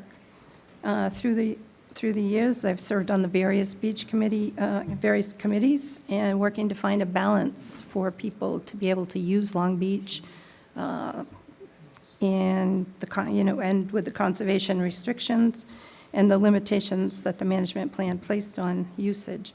And I just look forward to continuing to serve the committee if you will support me. Thank you. Thank you very much. Any questions from board? Seeing none, thank you. Thank you. I'll move Ms. Fugazi's nomination to fill the neighbor of Long Beach seat. I'll second it. First, motion made by Mr. Mahoney, second by Mr. Blitzer. Mr. Blitzer? Yes. Mr. Helm? Yes. Mr. Canty? Yes. And Mr. Mahoney? Yes. And myself, yes, unanimous. Thank you very much for your service. Now, the next one is a seat of Morton Park, a neighbor. Are you a neighbor of?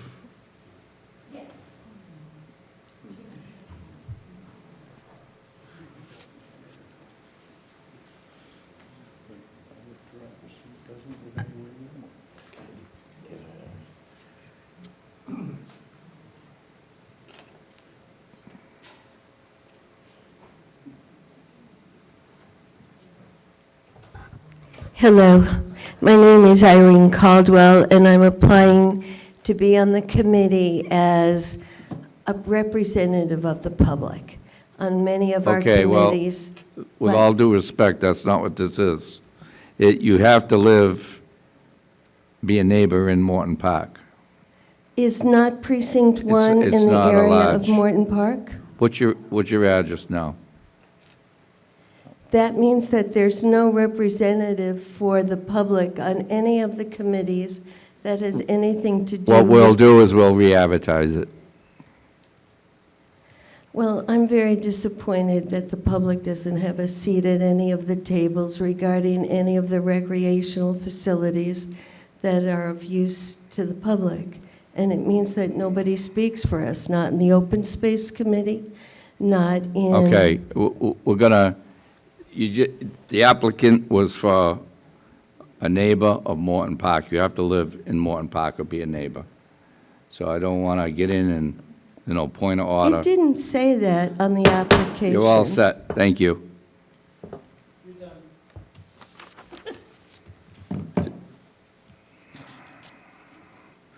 So can you please re-advertise that, Anthony? Yes. Yeah, you have to be a member of, a neighbor of Morton Park. I don't make the rules, I just run the meeting. Open space. We have one full seat for a 3-year term. We have an incumbent, Nathan Michael, and I believe Mr. Zuckerman withdrew. Left. Okay.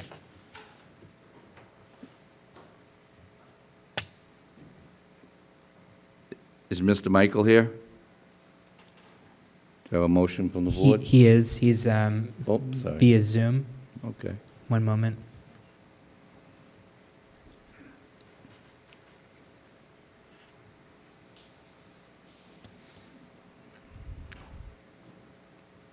Mr. Michael, you're able to unmute yourself. Hi, can you hear me? Yes. Hi, yeah, my name is Nathan Michael. I've served on the Open Space Committee for 2 years now. I've enjoyed my time on it.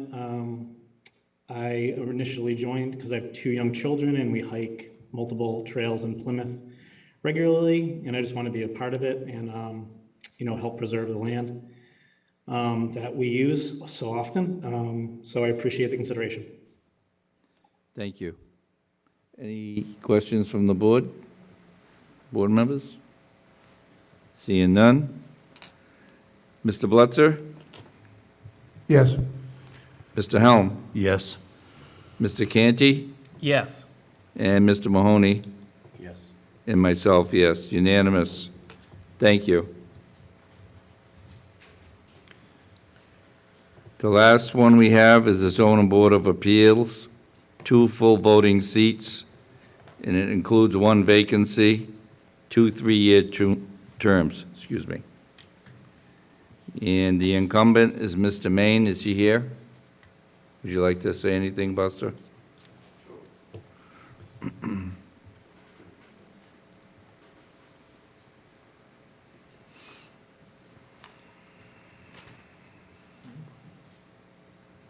evening. Good evening. Mr. Chairman, board members, how are you? What do I want to say about the zoning board? A lot of people don't understand what the zoning board is and what we do. It's much like yourself, an adjudicated board that has court authority, or not authority, but the only ones like yourselves that can be overturned is a court. I've been here 18 years. Every single person on this board has pretty much the same philosophy. A person buys a piece of property in this town, puts their hard-earned money down, they become the king of that castle, their domain, their ownership, and they should have every right within reason to use that property to the best of their advantage, to the fullest of its advantage. So, back in 1923, how the zoning board was started, a town called Euclid wanted to bar a person that owned 60 or so acres of land from doing a industrial park right in the center of town. And they adopted some new rules. Richard kind of turned me on to the history of this 18 years ago.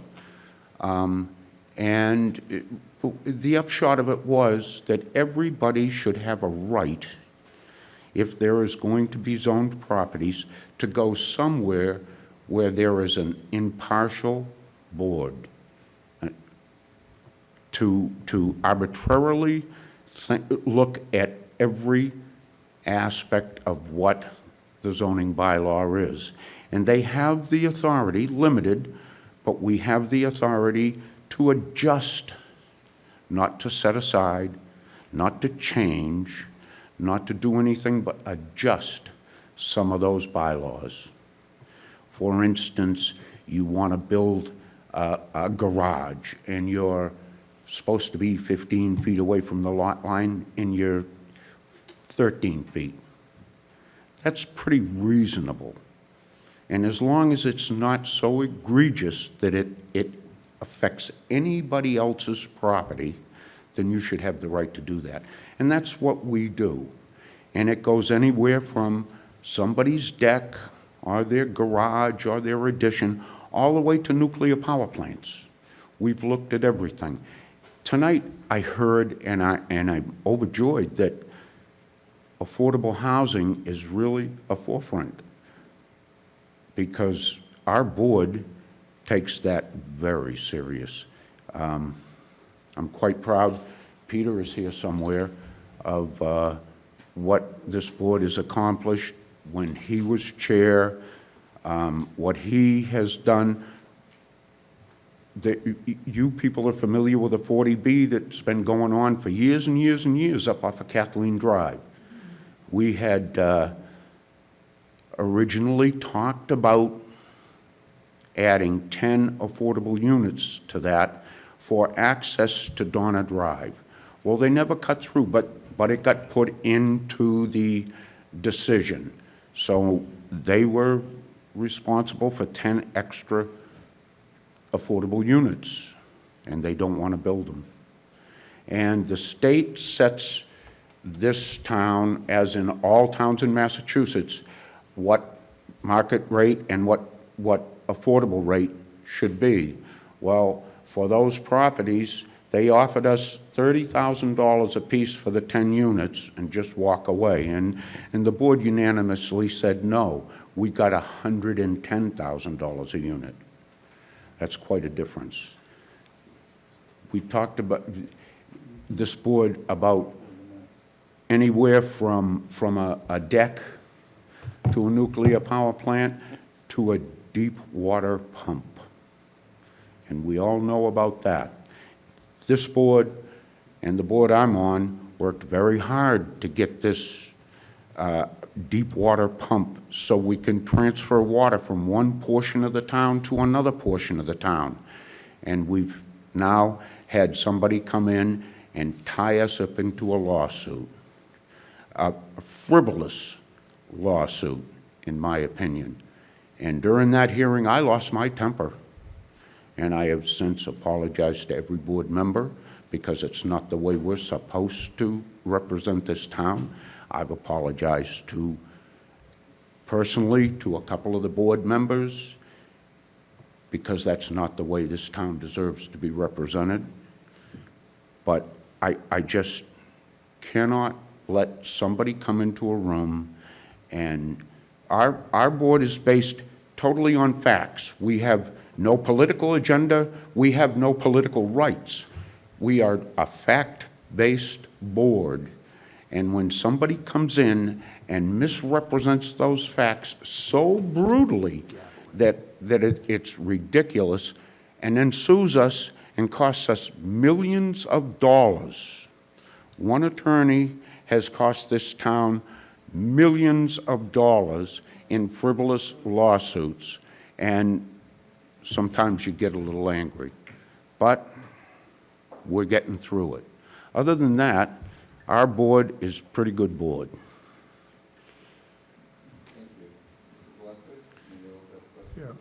Yeah. Hi, Mr. Maine. Thank you for coming in, and I'm glad you're reapplying. You know, the zoning board of appeals is basically, you got to follow the laws. And people get before the boards.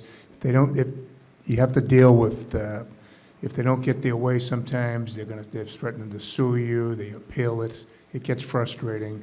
You know, as a select person, I've seen it here. You know, there's certain people that come all the time and criticize us. And you got to have thick skin. And what I like about you, and you and I have never got along politically. You and I were always on the other side of candidates and issues. But life goes on. Since I've been a select board member, I've got a whole new respect for you because I watch the way you handle yourself. I know you flew off the handle.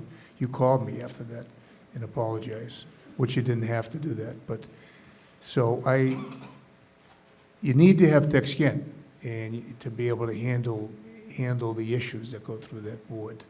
And I see that you do that, and that's why I'm going to vote to reappoint you. And I'm glad you're reapplying. Thank you. Thank you. Mr. Canty? Thank you. Good evening, Mr. Maine. So, Mr. Maine, you touched on it in your remarks. To be candid with you, I've received, when I was running for select board, and even prior to that, I have received a number of complaints, and I think in relation to the issue you were referring to earlier, but about sort of decorum before the zoning board, of the zoning board of appeals.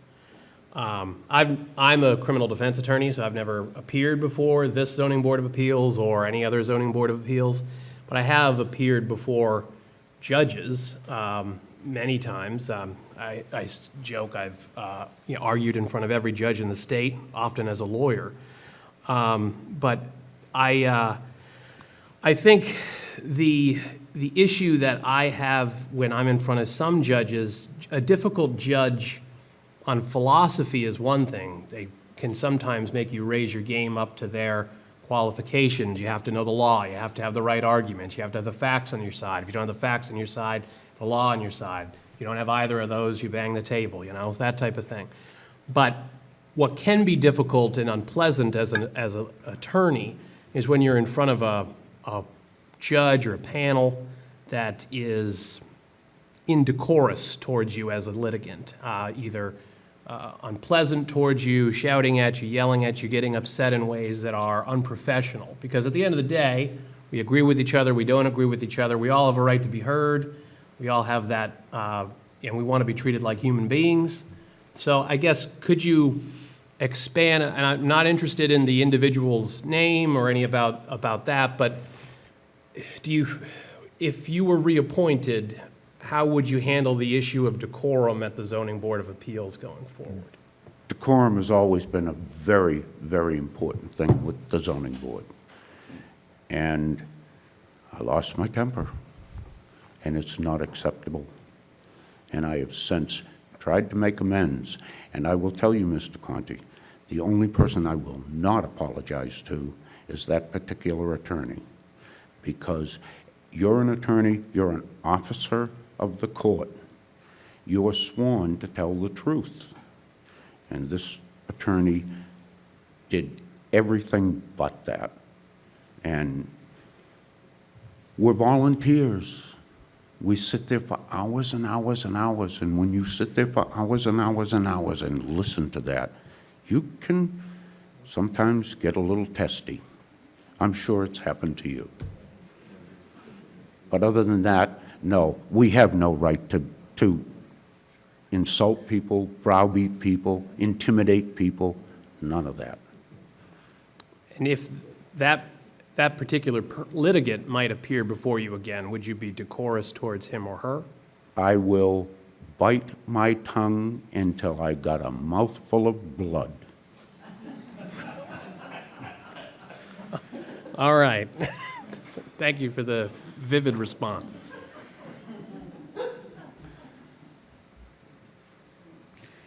Any other questions from Mr. Mann? Thank you. Thank you. Is Mr. Connor here? Mr. Holm, Donald Holm? Mr. Chairman, Mr. Connor stated he was not able to attend Okay. due to a work conflict.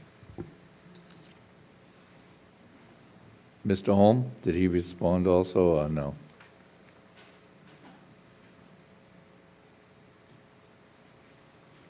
I have not heard from Okay. Mr. Holm. And Mr. Wallace?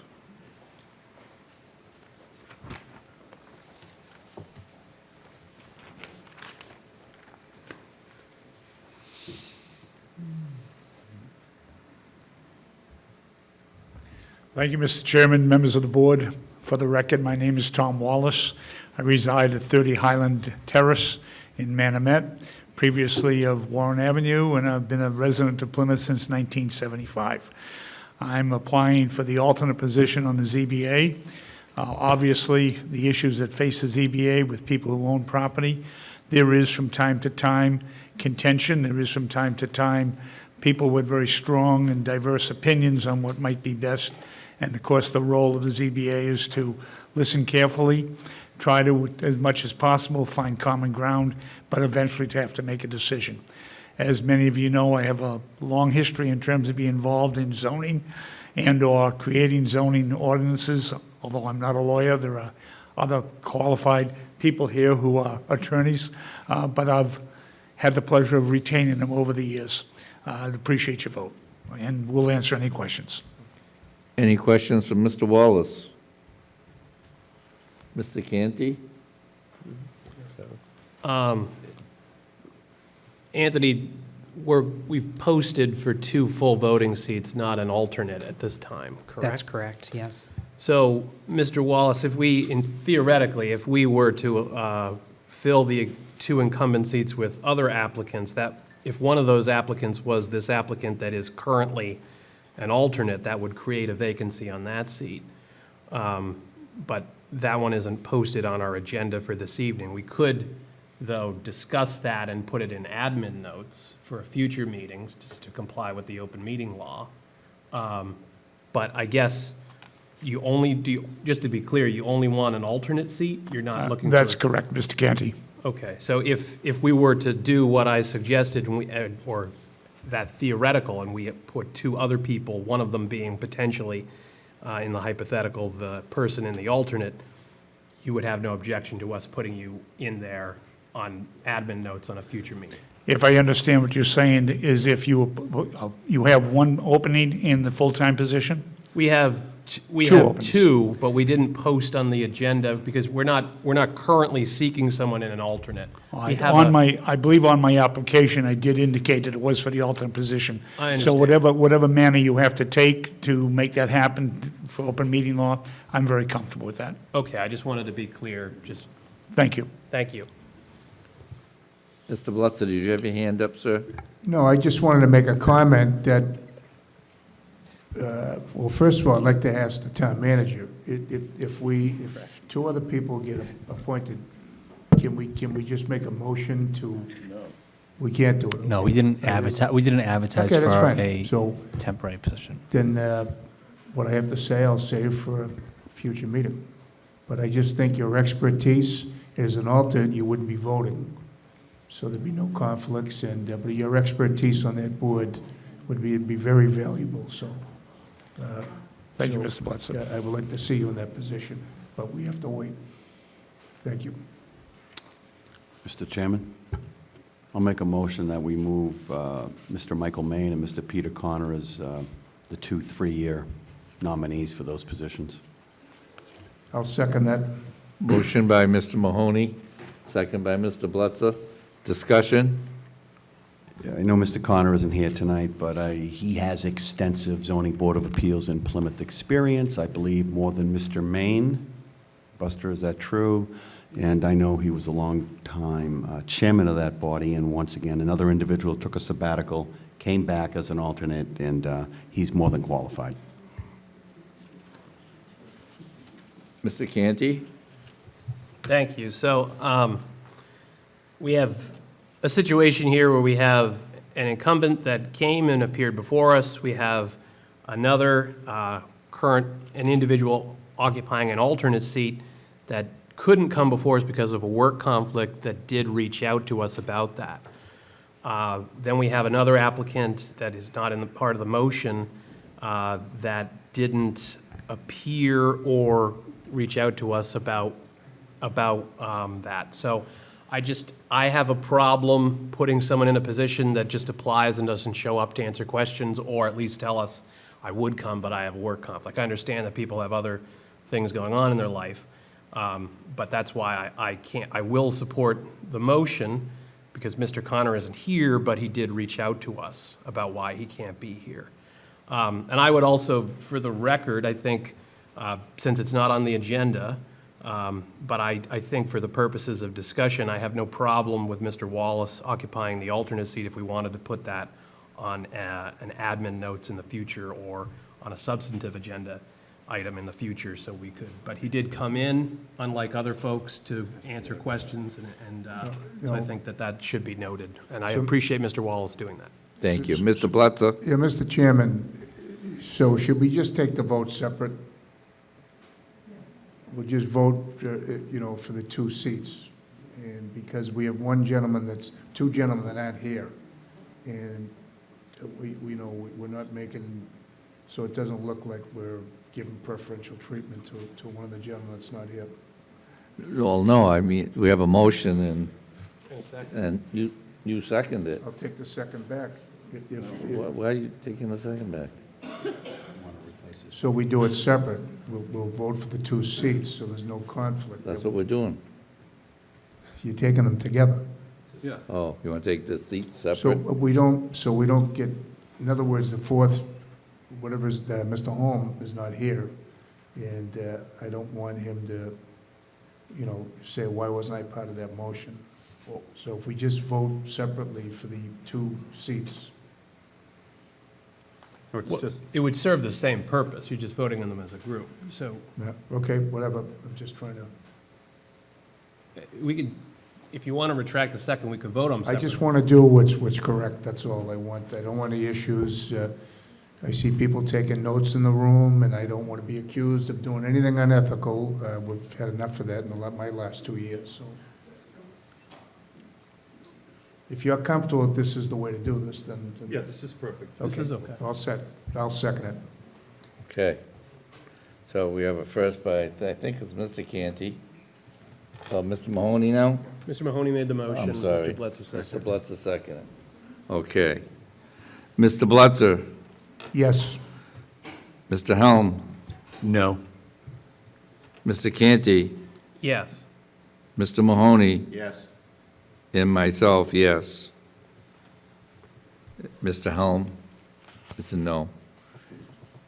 So Mr. Maine is back on the incumbent, and Mr. Connor moves from the alternate to the full-time position. And I also just want to comment on Mr. Connor. I sat in almost a half a year ZBA hearings, and he's a very well-respected, rounded guy. And I was kind of the one that kind of talked him into reappointing for the alternate job, because I know what he brought to that board. So, thank you both. You know, I'd like to echo that too, Dickie, what you said. Thank you, Charlie. Okay.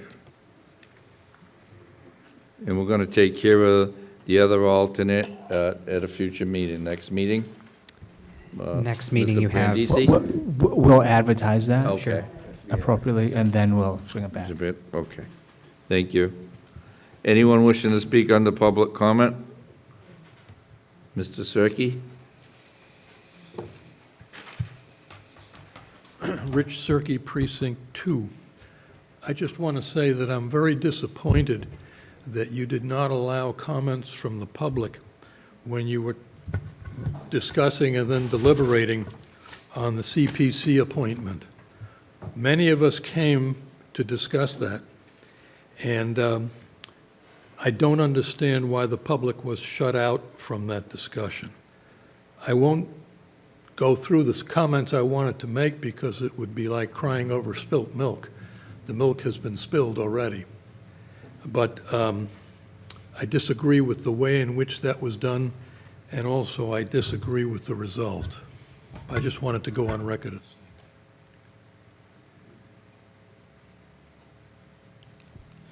Mr. Chairman, we also have Nicole O'Brien that's on via Zoom. Pat Adelman, town meeting member from Precinct 12. Can you please turn on your microphone? Pat Adelman, Precinct 12. I just want to say that there were accusations made by the applicants, one about the Zoning Board of Appeal and somebody who appeared there and said blatant lies. Well, I think that's an accusation. It's an opinion, not a fact. And the other accusation was for the Community Preservation Committee applicant who said the procurement law was violated. And I think that also needs an explanation. You can't throw out these acquisitions without letting somebody defend themselves and to give a statement of evidence. Thank you. Mrs. Gavaco, just one moment, I have somebody on Zoom. You want to Zoom in? Nicole, can you unmute yourself? I had to mute yourself. Then, There's some background next, noise. Betty. Hi, can you hear me? Yes. Sure can. Hi there.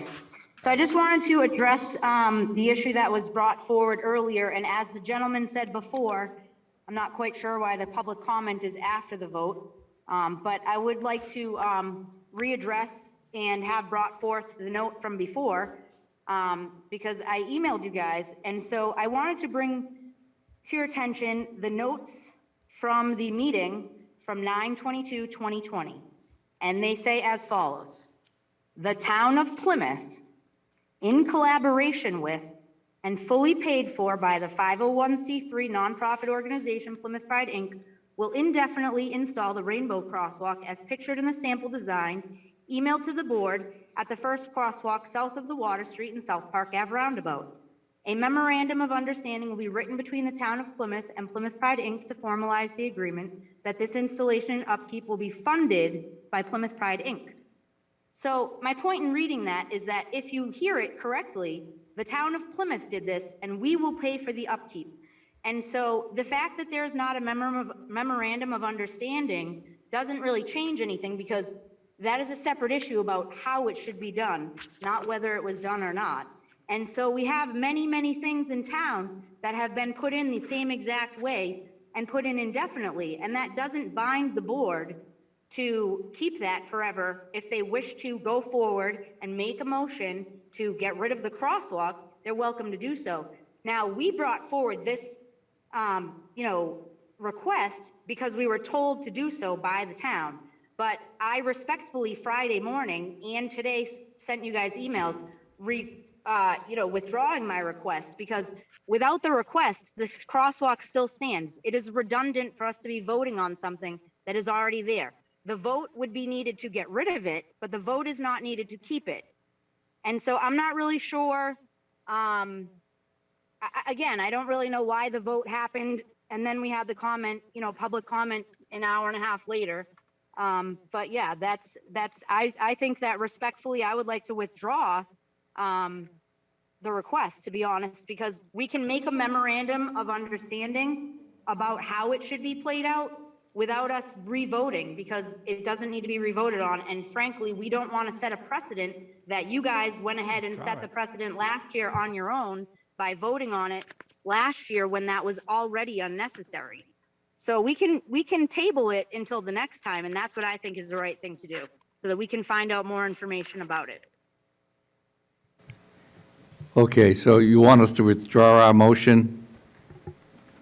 I want you to withdraw my request for the crosswalk so that there is no request. The crosswalk stands as it is. We don't need to redundantly vote on it every year. If somebody wants to bring forth a motion. The crosswalk will somebody not wants- stand. If she withdraws her request, that crosswalk will not be painted.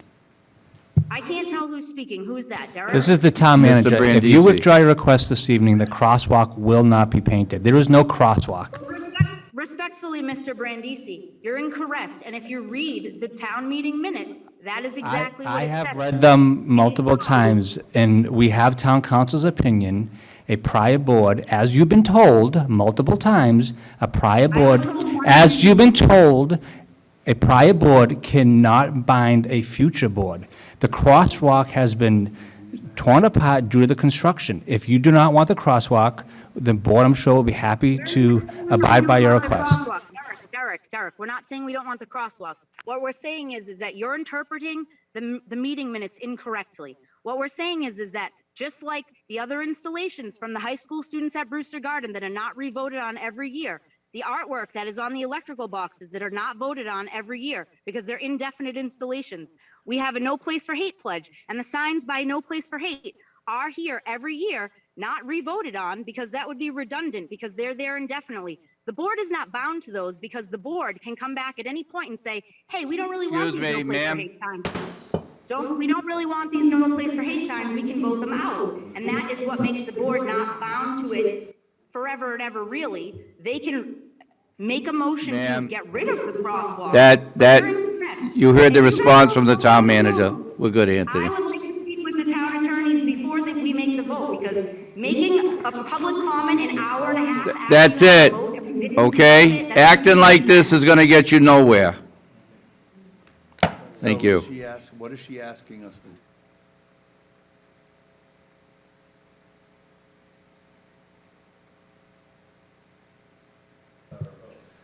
She asked for the board you to on this. withdraw her application to have a crosswalk painted.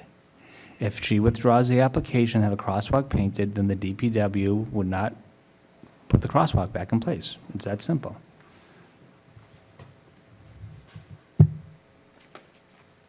Mr. Helm. Hold on, I'm checking to see exactly what it is we voted on. Hold on.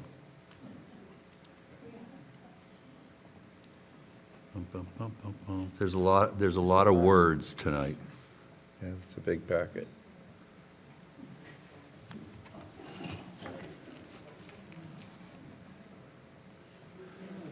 Okay, what we voted on was item number 3 under administrative notes. The board will vote to authorize the request of an installation of a rainbow crosswalk on Water Street pending the completion of the Water Street Sewer Interceptor Improvement Project as determined by the Department of Public Works. So we voted to authorize a request. And am I correct that the request was just withdrawn? That's what I heard. Yes, she withdrew her request. So do we, I mean, if she withdrew her request, our vote, is our vote null at this point? The request has just been withdrawn, so we No, don't you need to even vote. You would have to make a motion to rescind or reconsider. But a request no longer exists, and what we voted. We already, can I, Mr. Helm? Yeah. So we voted on number 3 when the request did exist. So we acted upon it when it existed. So if we don't do anything, nothing changes, other than her being angry about whatever she's angry about. But we voted when there was a request. We've now voted to act upon that request. And then subsequently, after it's already been voted upon, she's attempting to withdraw the request. That's not how it works. If we don't do anything, which I would suggest that we don't, because I think whatever issue that individual has with the process, I don't think it should bear out on the rest of the community that would be affected by having this tete-a-tete in public. So the request was acted on while it was still active. We're still in good standing if we don't do anything to act on the request.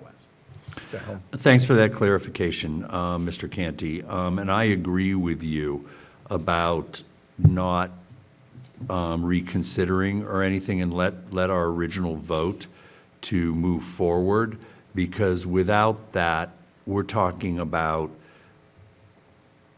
you know, to go back in time and figure out what was voted on 3 years ago would cause, I think, an unfortunate delay in the painting of that crosswalk. So, anyway, so I agree with you, Mr. Canty. Thank you. Mrs. Scavaco. I just want to address Ms. Edelman's insinuation that it was an accusation of what I said about CPC. And just for the fact, it is not an accusation, it is a fact. CPC violated Chapter 30 of the procurement law and paid $17,000 to dismantle a home on the Seaver property without going through procurement and getting 3 bids. That's not made up, that's a fact. Just wanted to clarify that. Anyone else wishing to speak on a public comment?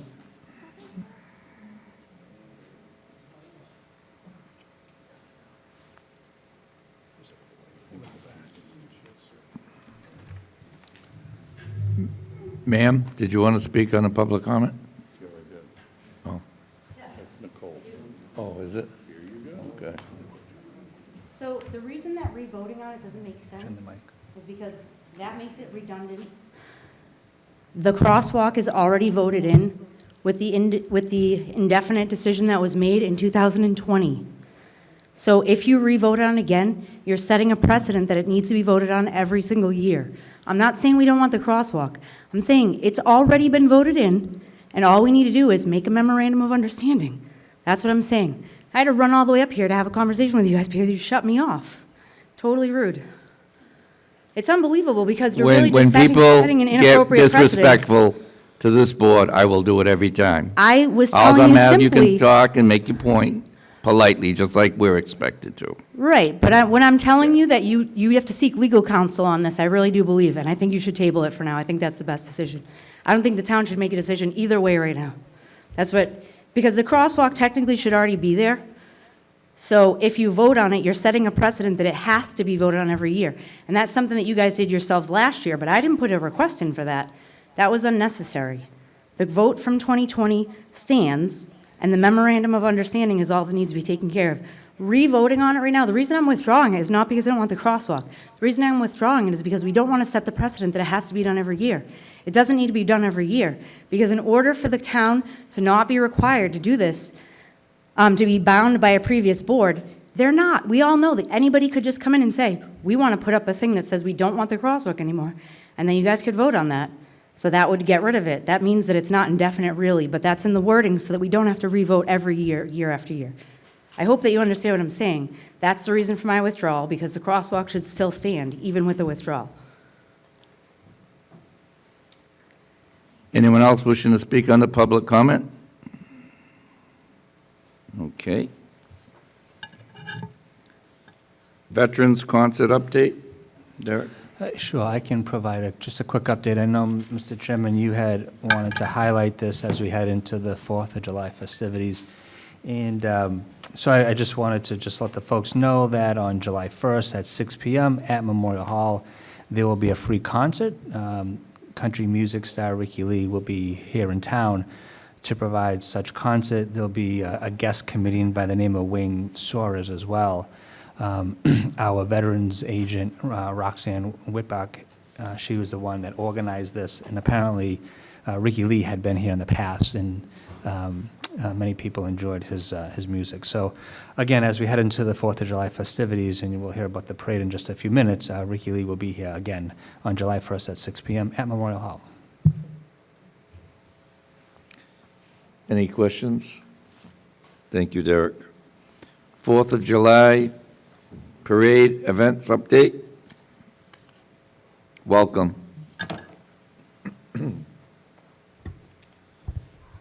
Okay, so 3 weeks from almost about right now, we will be gathering at the waterfront for some fireworks. So this is probably one of the longer select board meetings I've waited to talk about the 4th of July in a long time. So, Mr. Tavares, didn't you mean 2 weeks?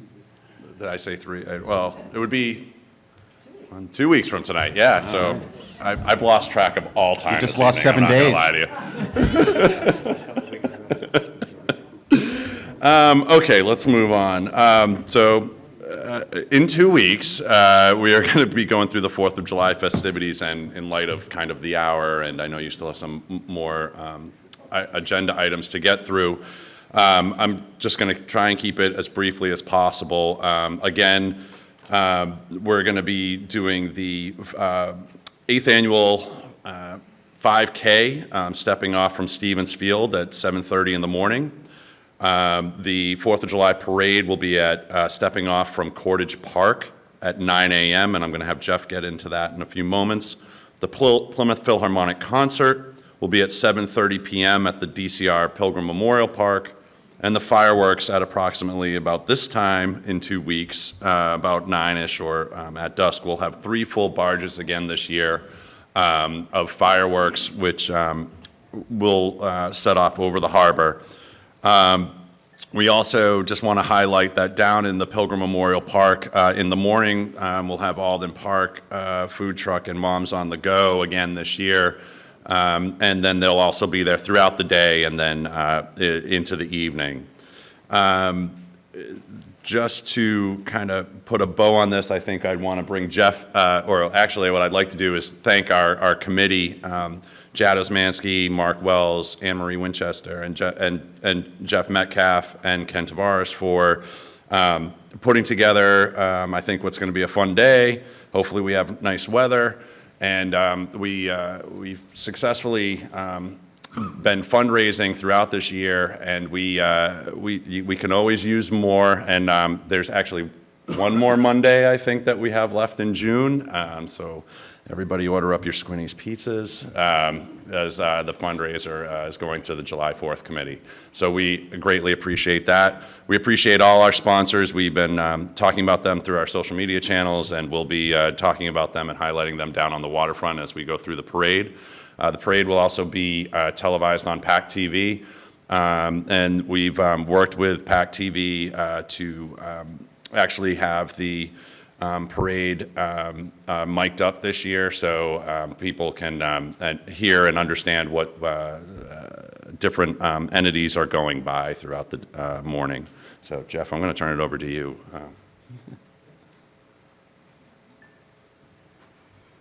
Thanks, Matt.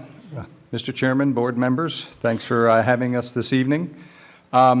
We've put up on the wall, if you can see it, this is a site plan of the Cottage Park facility.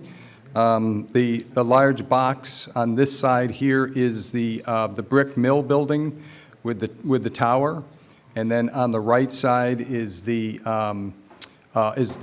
concrete building that's called Mill Number 3 and Mill Number 1. But the point is, if you're participating in the parade, along the bottom of the screen here is Route 3 or Court Street.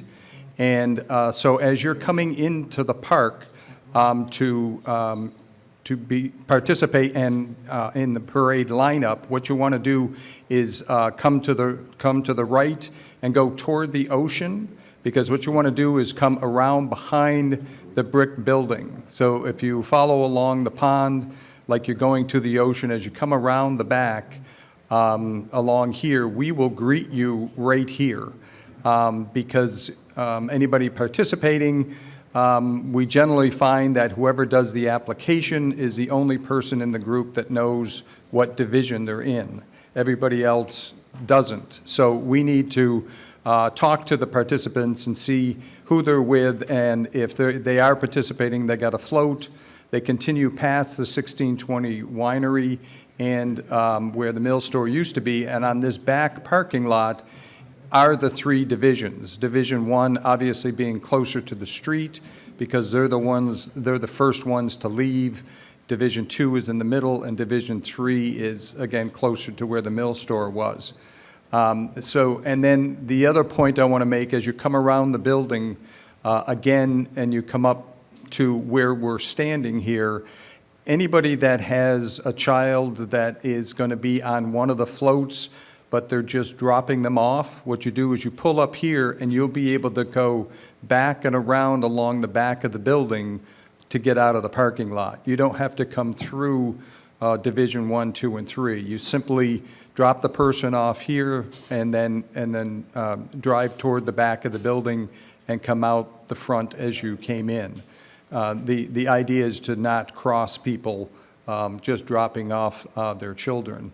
The other thing is we will have this area blocked off because the dialysis clinic needs to remain open, and so we've kind of blocked some of these areas so people going to the clinic has a place to park. But essentially, we're using the perimeter parking area around anyways. As Matt mentioned, the parade does start at 9 o'clock, so at 8:45, we'll begin to come closer to coming back out at Court Street, and right at 8:45, the fire engines from the various region will be coming down the street, and so they will go first at 8:45, 8:50, and then we'll pull in right behind them and join the lineup down to the waterfront. So got a pretty good group of people participating, floats, bands, all of that pomp and circumstance for a good parade, and we're just hoping the weather is good, and we're looking forward to it.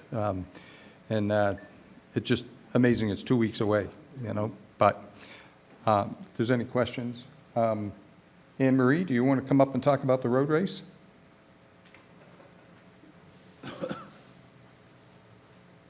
Hi, everyone. Can you hear me okay? Can never tell with a microphone. I'm Anne Marie Winchester. I'm not only part of the parade committee, but I'm also South Shore Race Management, who is the person that I know you all love, that I put all of those runners on the road throughout the year. So our road race is looking really good right now. We're hovering around 500 runners, so we'll probably have around 800 people that will be heading out of Stevens Field. 7:30 a.m., they leave Stevens Field. They're just going to go right out of Stevens Field, down Sandwich to Main Street Extension, Main Court, of course, all one road, taking a right on Nelson, following it back Water Street, back to Union, and taking that left right back into Stevens Field. They're just doing that one loop. It's 3 miles. We will have all of the runners off the road by 8:30-ish. So in plenty of time for the parade to get down there, the roads will be clear. The waterfront itself will be closing by 7 a.m. The food trucks, the Philharmonic, those people will all be in earlier so that their trucks will be in there prior to the race starting. The road will be closed throughout the entire day, right through the fireworks. The food trucks will be down there all day long, starting at 7 o'clock in the morning. Of course, they won't be serving food that early, but we do have the Alden Park truck, and for anybody that's not familiar with Mom on the Go, they do gourmet grilled cheese. They were there throughout the day. They'll bring in a second truck in the afternoon to handle the crowd for the concert and the fireworks. And that's about all I have. Does anyone have any questions? Any questions? Great, thank you. Quick one from Mrs. Tavares. Mr. Tavares, so last year, our fearless new town manager had just only been on the job for 3 or 4 months, and he walked in his first Plymouth 4th of July parade. I remember, But he only yes. walked in it with myself, so it was him and I solo, and we were leading the parade. So I just want to the select board is invited to walk in the parade, and I think we're up front with a Town of Plymouth banner. Yes, that's right. So I'll extend the invitation again. I did I'm sorry. extend it at the last. It was so long ago now at this point. a couple weeks ago, I did extend that invitation, as always. And I've even spoken, I believe, with Charlie and Mr. Bletzer, excuse me, and we spoke about potentially having everybody there or whoever is available that day to be there, and of course the town manager. I know he had a wonderful time last time. So. Nothing personal about the town manager, but I need more company this time. You need more? Okay. Well, that sounds like a you problem. I'll bring my grandson, like Memorial Day. Just for the record, I was there, but I was with the state. That is true. State delegation. There was a little mix-up because I invited you, and yeah, I did, so. Well, let's not have all controversy tonight, shall we? Thank you. Thank you. Thank you for your support, and thank you for letting us come before you a couple times this year. We tried to bring it down a little bit because I know that there are times where we're coming every week, and it's a little redundant. I will put in a last plug, though. We could always use more funds. Sometimes we get bills after the 4th of July that are unexpected. So I think my favorite social media post that we put out there this year was speaking to if all the town residents in Plymouth, so call it 60 or 65,000, each gave $2, we would absolutely cover the 4th of July cost instantaneously. So it's kind of a fascinating fact. And then I also like to thank all of our businesses in Plymouth, all of our small businesses and restaurants that have stepped up, heeded the call, and have contributed. They go above and beyond every year, and it's greatly appreciated.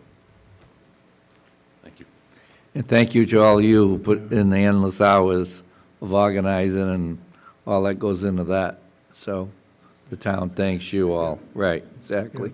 Nice job, thank you. And for all those in public safety and everywhere else that are out that day, they're out, I think it's mandatory that are out there every year on the 4th and other holidays. So thank you to all. Well done.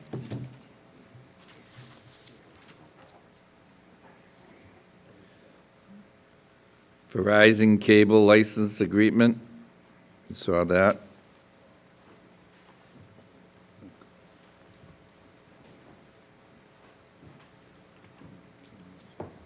Good evening.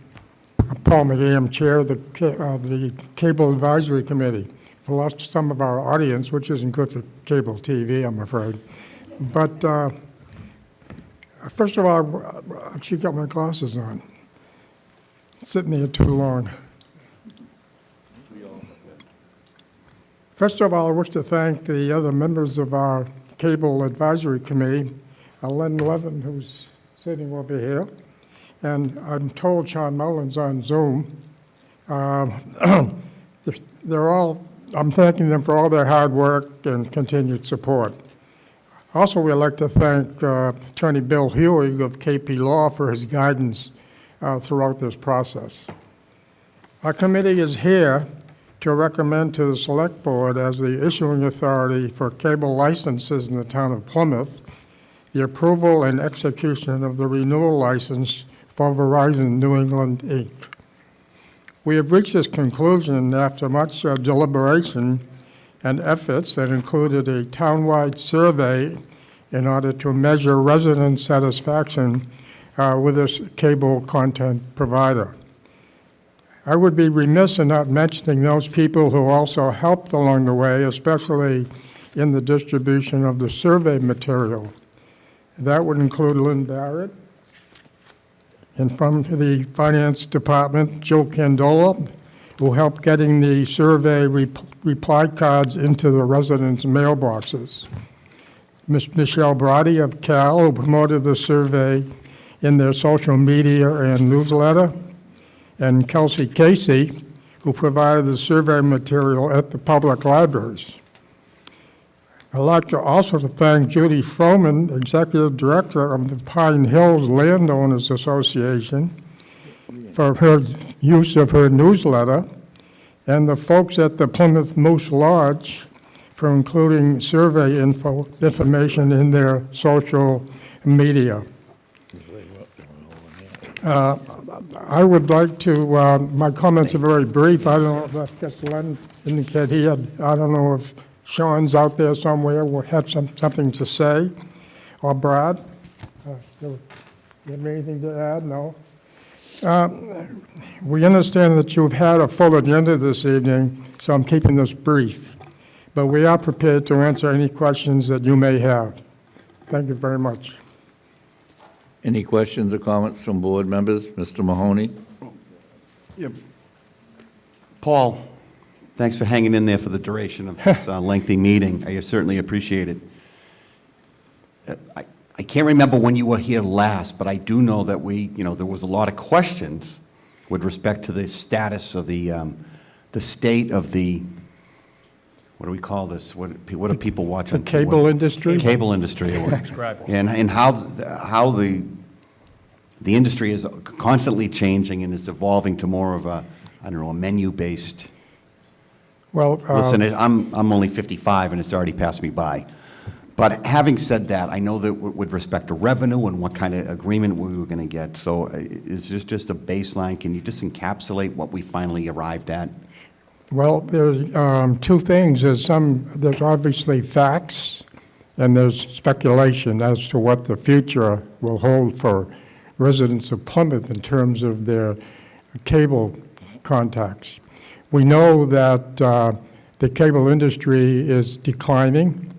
The subscriberships to Comcast and Verizon, the two providers in Plymouth, has declined every year, 5, 6, 7%. The adjacent bad news to that is that the cable fees that are collected through the bills for PEG access is also declining because no cable bill, no PEG fee. So the speculation there is that we need to be prepared to find ways over the next few years, and you just extended my term, so I'm still with you.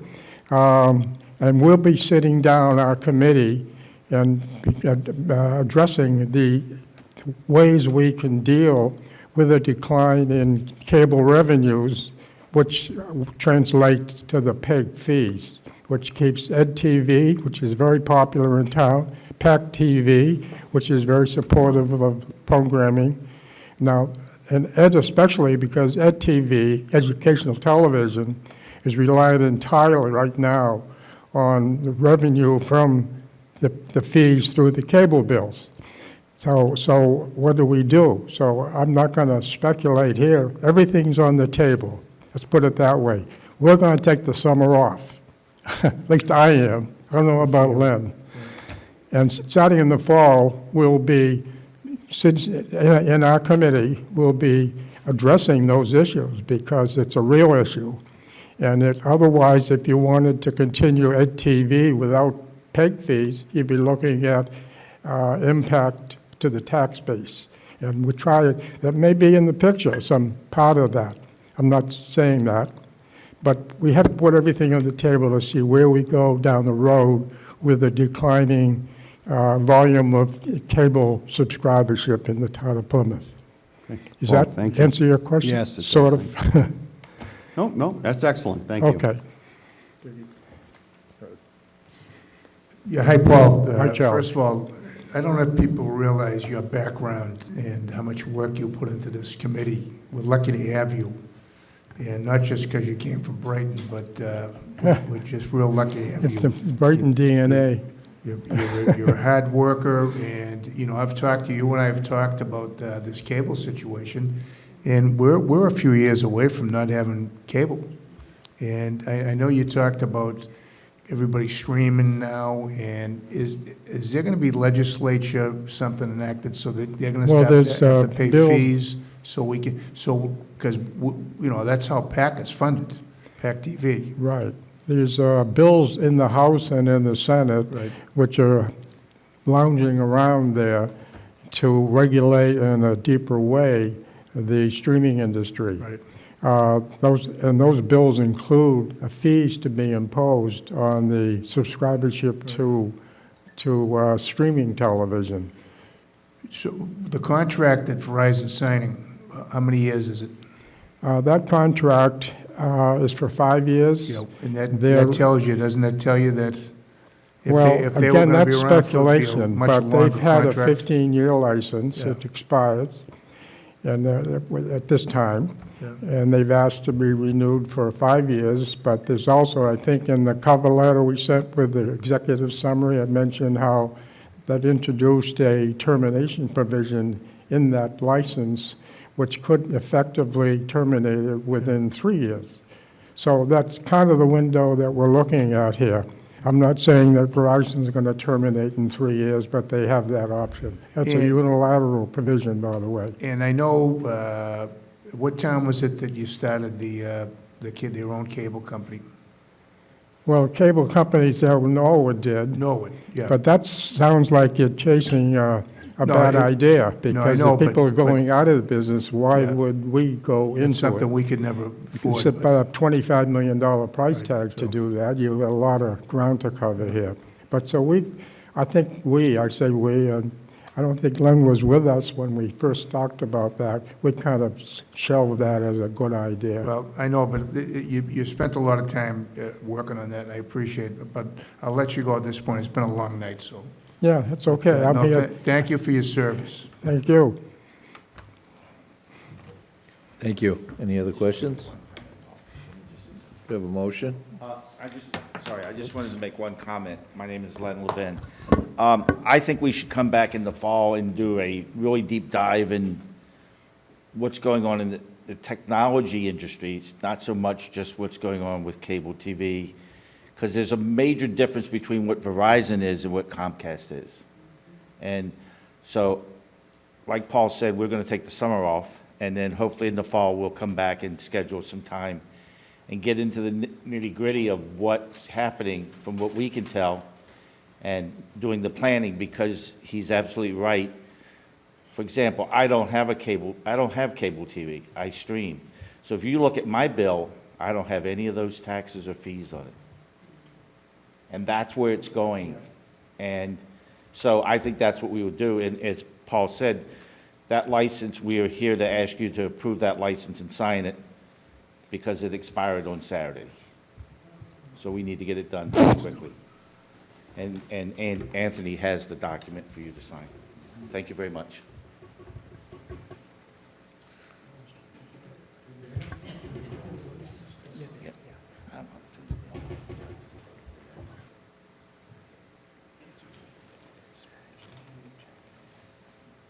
Have a motion. Yeah. I'll make the motion that we sign that agreement. I'll second. Motion by Mr. Blitzer, second by Mr. Helm. Mr. Blitzer? Yes. Mr. Helm? Yes. Mr. Canty? Yes. Mr. Mahoney? Yes. And myself, yes. Unanimous. Thank you.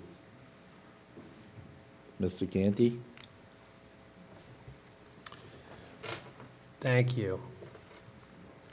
So Lynn, I've been tasked with reading this into the record, but before I read this into the record, I do have a question that I hope you can answer. It says to approve the sale in one of these portions, to approve the sale of $26,945,000, then there's a space, then 5.00 general obligation anticipation notes. So is it 5 notes totaling that 27 million figure? Or is it 5 notes that cost 27 each? It's one note. I think the 5 is a 5% coupon on the note, 5.00%. Okay. That's the coupon rate for the note. Okay. So I think that's what the 5. Okay, it's just written strangely, so I Yeah. just wanted to read it into the record correctly. Yeah. Okay. And you don't necessarily have to read it into the record. I think what ended up happening was the first page of the vote wasn't included in your packets. So the clerk has to make sure that you guys can vote it as written. Do you know what I mean? You don't necessarily have to read it into the record. Unless you want to, Well, in my memory, bond counsel can be a little picky. Sure. So I guess although it will take some time, I'd rather do it right than. Yep. All right. So, with that in mind. That we hereby determine, in accordance with Massachusetts General Law, Chapter 70B, that the cost of the repair projects at the Indian Brook School, Federal Furnace Elementary School, and West Elementary School, authorized by votes of the town, passed on October 16th, 2021, under Article 8, being financed with proceeds of a portion of the notes defined below, together with all other bonds and notes of the town previously issued to pay costs of the projects, does not exceed the portion of the total costs of the projects that are not being paid by the school facilities grant, and we hereby approve the issuance of notes and bonds to finance such projects under Massachusetts General Law, Chapter 70B. Further, to approve the sale of $26,945,000 worth of 5% coupon rate general bond obligation anticipation notes, hereby known as the notes, of the town dated June 28, 2023, payable June 28, 2024, to J.P. Morgan Securities, LLC, at par and accrued interest, if any, plus a premium of $340,315.35. Further, that in connection with the marketing and sale of the notes, the preparation and distribution of a notice of sale and preliminary official statement dated May 23, 2023, and a final official statement dated May 31, 2023, each in such form as may be approved by the town treasurer, be and hereby are ratified, confirmed, approved, and adopted. Further, that the town treasurer and the select board be and hereby are authorized to execute and deliver a significant events disclosure undertaking in compliance with SEC Rule 15C2-12 in such form as may be approved by bond counsel to the town, which undertaking shall be incorporated by reference in the notes for the benefit of the holders of the notes from time to time. Further, that we authorize and direct the town treasurer to establish post-insurance federal tax compliance procedures and continuing disclosure procedures in such forms as the town treasurer and bond counsel deem sufficient, or if such procedures are currently in place, to review and update said procedures in order to monitor and maintain the tax-exempt status of the notes and to comply with relevant securities laws. Further, that any certificates or documents related to the notes, collectively known as the documents, may be executed in several counterparts, each of which shall be regarded as an original and all of which shall constitute one and the same document, delivery of an executed counterpart of a signature page to a document by electronic mail in a PDF file or by other electronic transmission shall be as effective as delivery of a manually executed counterpart signature page to such document, and electronic signatures on any of the documents shall be deemed original signatures for the purposes of the documents and all matters relating thereto, having the same legal effect as original signatures. Further, that each member of the Select Board, the Town Clerk, and the Town Treasurer be, and hereby are, authorized to take any and all such actions and execute and deliver such certificates, receipts, or other documents as may be determined by them or any of them to be necessary or convenient to carry into effect the provisions of the foregoing votes. Thank you. My pleasure. Is that your motion to approve? That is. I would make a motion that we vote consistent with that. Do you have a second? Second. Second by Mr. Helm. Mr. Chairman, can I throw a softball question at the finance director? Absolutely. Thank you. All right, Lynn, I get a letter up here from Patricia Meacham, the treasurer collector. So I just want to go over this briefly. So we're looking at borrowing $27 million, and the general obligation bond will have a weighted net interest cost of 3 3/4%. Okay? Yeah. And then the global ratings has reaffirmed the town's AA+ bond rating, and obviously has very positive comments with respect to the financial outlook of the community. So, just for the public's consumption, can you just give, how often do we do this as a community? This weighted net interest cost of almost a little under 4%, where was that a few years ago? Significantly lower, as things are starting to trend up? What are we looking at? And just a little generic overview of what we're doing. Okay, so what we're doing is, this is a one-year bond anticipation note, which includes probably about 15 to 20 projects included in this amount. So we usually go out to borrow every year. We either borrow on a short-term basis, like we're doing this year, or we borrow on a long-term basis. So our plan is next year to do a borrowing of, we're going to long-term borrow this amount for all of these projects, plus some more money that are going to complete those projects. For example, West Plymouth Fire Station down in Manomet, some Manomet water project. There's a whole bunch of projects that are going to continue, that we're performing right now. We don't need the money today, but we're going to need the money next year. So we'll do long-term borrowing next year. The interest rate environment right now, as everyone is seeing in their bank accounts, they're earning more interest, but you've seen that mortgage rates, borrowing rates have increased also. So they've increased for us also. For example, this particular note, the net interest cost is 3.737%. And what that means is we have a coupon rate of 5% that we have to pay to the bondholders, but we received a premium when we went out to sell. So we got 5 bids that we provided the information in this packet to you. And so the net interest cost is the lowest net interest cost of those 5 bids. What happens with the premium that we receive is we use that premium to reduce the amount that we're going to borrow next year. So for example, we received $343,000 in a premium. I think that was close to the amount that Kevin mentioned. That premium we'll use to reduce the amount that we're going to borrow for like the fires, all the different projects that are in here. So then you don't end up incurring interest costs and all that on that. But as compared to previous years, just for example, last year at this same time, we borrowed, I think it was like $4 million. We received a net interest cost of 1.9%, so it's almost doubled. The lowest that we've ever, in 2020, it was 0.357%. Back in 2014, it was 0.123%. So the interest, we have seen a very, very, very low interest rate market and we have reaped the benefits of that on a lot of projects that we have borrowed money for.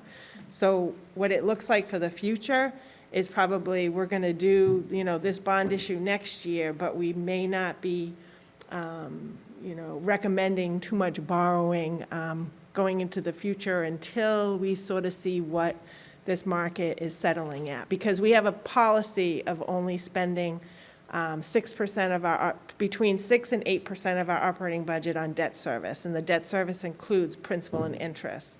So we have to look at that every year to see how that fits within the projected budget. So it's just cautionary. On that, we have an in-house policy, you keep it in the 5 to 7% range. Yeah, 6 to 8 for the debt service. Okay. 6 to 8%. All right, Lynn, thank you. Okay. Any other questions? Mr. Blitzer? No. Yes or no? Oh, I'm sorry, yes. Mr. Helm?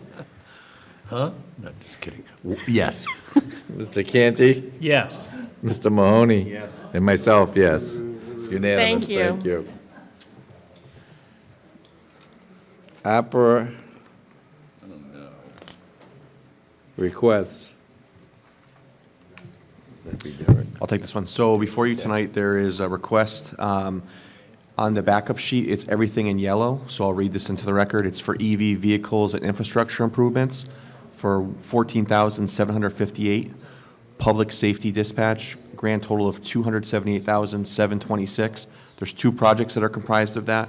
It's one for $100,000, which is for the overtime coverage and with officers assisting in the transition, and also $178,000, $726 in costs of one-time payment for a stabilization fund. There's also a request for $150,000 for Memorial Hall design work, and a request for $831,360 for police body-worn cameras.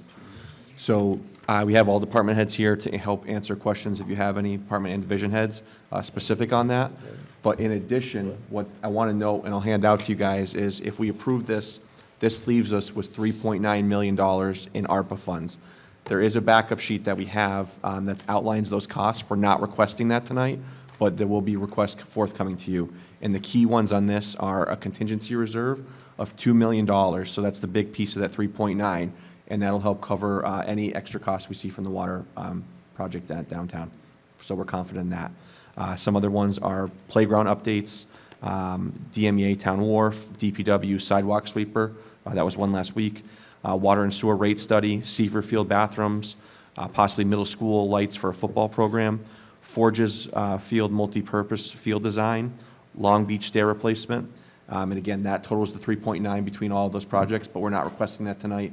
We need a little bit more time to see what happens with Water Street before we want to free up all of that money. So I'll hand that out. But tonight, again, it's just the baseline request that you see in the yellow. The EV vehicles, the public safety dispatch, Memorial Hall design, and police body-worn cameras. My whole packet already, Harry. I didn't do the whole packet, I see no backup. Harry's looking for a sheet. Is this it? Yeah. That's the, backup? no. I The- don't have any backup in my packet. Did we not add it in, Anthony? Did it come in? Yes. It goes down. Good. Okay, so for each project, there is backup that was submitted, similar to what we've had in the past, so I apologize I didn't make it in. But we have a cover letter from every But department this, head. this sheet is what is being requested tonight? No, that sheet is specifically for what is going to be possibly coming down the line. If you look at the one cover sheet we have tonight, the 4 projects that are in yellow, in your packet, there should have been a cover sheet. Anybody else have a cover sheet that I'm not seeing? No. No? No. Well, if you want, I'd suggest calling each of the department heads up, and they can explain each of their requests one by one. And keeping in mind that none of us, well, at least me, I'll only speak for myself, doesn't remember a single word that you just said. when you were introducing these. Yeah, that's Because I fine. was busy looking for a piece of paper. That's fine. No, my apologies. I thought it made it into the packet. Not a problem. Clearly it did not. It so- happens. All right. So we'll start. Mark, you want to come up and just talk real quick? And this is for the EV infrastructure improvements. Unfortunately, we thought we had a grant that would be state-funded. Eversource changed last minute on us, and that's why we have this cost in front of us. Go ahead, Mark. Good evening. So as Brad mentioned, originally, so this project is to install 2 additional charging units on the Cornish parking lot, which will add 4 plug-ins for electric vehicle charging. We received $14,758 from the Commonwealth through the Mass EVIP grant program to cover the entire cost of the charging hardware. And then we applied for the Make Ready program through Eversource, which is advertised as covering 100% of the infrastructure-related costs to install these chargers. In the last moment of this process, Eversource informed us that we were on the hook for $14,758 because we received grant funds. And so the entire project for the infrastructure costs is, cost $34,475 minus our contribution, which is the $14,758. Eversource is contributing $19,717. We have the charging equipment sitting in my office. It's been there for a few weeks now. And so with the electric vehicles that we have in our fleet, we really would like to get this project going. And so that is where the request for $14,758 comes from.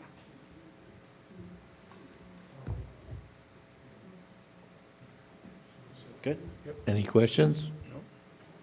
Thank you.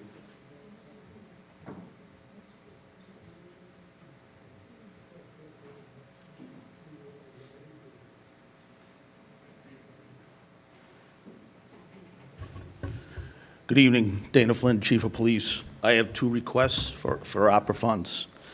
The first one is for $100,000. It's actually a combination between my department and the fire department, Chief Foley, who's out of state this evening. So as you know, on June 30th, we're going to be ready to move over to our new dispatch location at the Plymouth County Sheriff's Department. And to make that transition as smooth as possible, we're looking to assign superior officers from both police and fire for the first month or so on overtime to assist and mentor the new dispatch operators.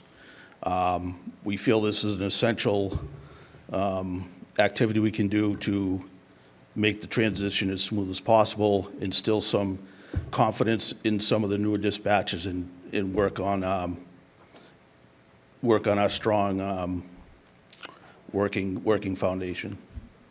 So that's the $100,000. The second amount I'm looking for is $831,360 to implement a body-worn camera program.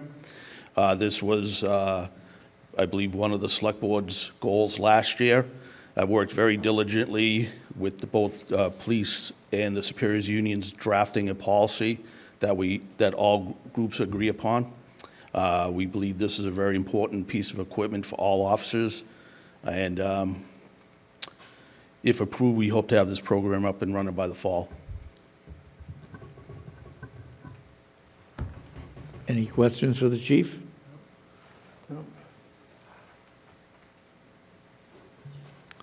Nick Hill should be able to zoom in. There we go. Good evening, everyone. My name is Nick Hill. I'm the facilities manager for the town. My request this year is for $150,000.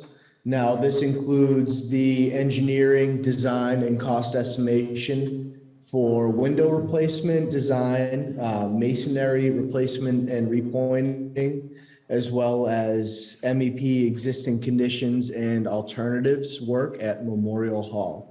Obviously, this building is in need of some repair and replacement through the envelope, through the HVAC system, as well as the windows themselves, and all this will be engineered and gone through the Historical Society for everything that needs to be done. Thank you. Any questions from board members? I just have one. Will this address some of the water issue we've had there? Yes, yes, it will. We've had some extensive water issues, as I'm sure you have all known. We've been able to correct about 90% of these. However, the window replacement and brick repointing and replacement and resealing will be an extramental benefit to the building itself. Okay, thank you. And that would be all the projects that we're requesting approval for tonight. And I just forwarded you guys the, all the backup, so I apologize. Thank you, no problem. I move that we appropriate the ARPA funds as described in the last, from the, and in the materials we now have. I'll second that. Motion by Mr. Helm, second by Mr. Blitzer. Mr. Blitzer? Yes. Mr. Helm? Yes. Mr. Canty? Yes. Mr. Mahoney? Yes. And myself, yes, unanimous. Thank you. Town managers report? Thank you. Good evening. I know it's getting late. I'll keep my comments brief. So I want to provide a few operational updates and then a few announcements, some items that are happening over the course of the next few days here in town. So first and foremost, I want to notify the board that we had a great meeting with the new commissioner of the Department of Conservation and Recreation today. Selectman Blelzer was able to sit in on this meeting that was organized by our state delegation, and in particular, former Senate President Therese Murray, who had a personal relationship with the commissioner. And so at this meeting we had today, we had the opportunity, Rep. Muratori took the commissioner down on the waterfront. We looked at the DCR park. We looked at the state pier, and starting the conversations of what it would take for the town to reclaim those two pieces of property. So we'll keep the board apprised as those conversations moving forward, but I know this was an issue that was brought up, I think, first last year by Selectman Blitzer regarding the park, and then Selectman Mahoney had talked about the pier last year as well. So again, we're moving forward. This was a goal of the board last year, so we'll keep you posted on how things move forward with that one. In addition to that, I think the chief is still here. So the chief has been working with the sheriff's office over the past few months to close the access road. So this is the access road that runs behind the old Shops at 5 over to the county sheriff's department. So effective, I think, Chief, next week, is that going to take place? On July 7th, that road will be closed permanently. So again, want not only the board to know, but the public to know that that will no longer be accessible. And then as far as what I'm sure everybody's waiting to hear, what's going on Water Street. So as of this morning, what DPW Director Sheila Scazzi reported that this week, they're pulling all the sheathing out of the ground, so there will be some vibrations. You will hear some vibrations. They would expect all the sheathing to be pulled out of the ground by the end of this week, and then immediately thereafter, starting to put the road back together. And based upon tonight's vote, we certainly will replace the crosswalk as well once the road's put back together. And then another item, I don't want to make any promises, but we have heard the businesses loudly and clearly that when we return to construction, that they would hope that we wait till after the Thanksgiving Day events. Our DPW team is working with Northern Construction to make that happen. Again, we're going to have to go by Northern Construction's timeline on this, but right now it appears that they're in agreement that we will not return back to the construction project until after Thanksgiving. But again, I just want to let folks know that we are trying to work with the contractor on that. Two other quick items. Allerton Street Park is now open, so thank you, board, for funding $400,000 to reclaim that park, so it's no longer a de facto dog park. I know last week I went up there and there were dozens of kids on the playground, and I think there was little Mahoney, who's already used the playground as well. So getting a lot of use out of that playground. So we'd like to do some type of, we have a soft opening already, but we'd like to do some type of grand opening in the future.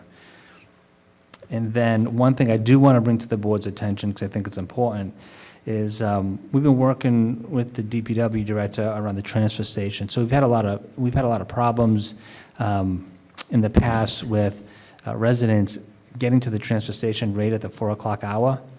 This delays the closure of the transfer station. So what we are proposing, and we want folks to be aware that we're proposing to close the gate at the transfer station at 3:45, so that anybody who's arrived prior to that can handle their business, and that we can still have those individuals leave by 4 p.m.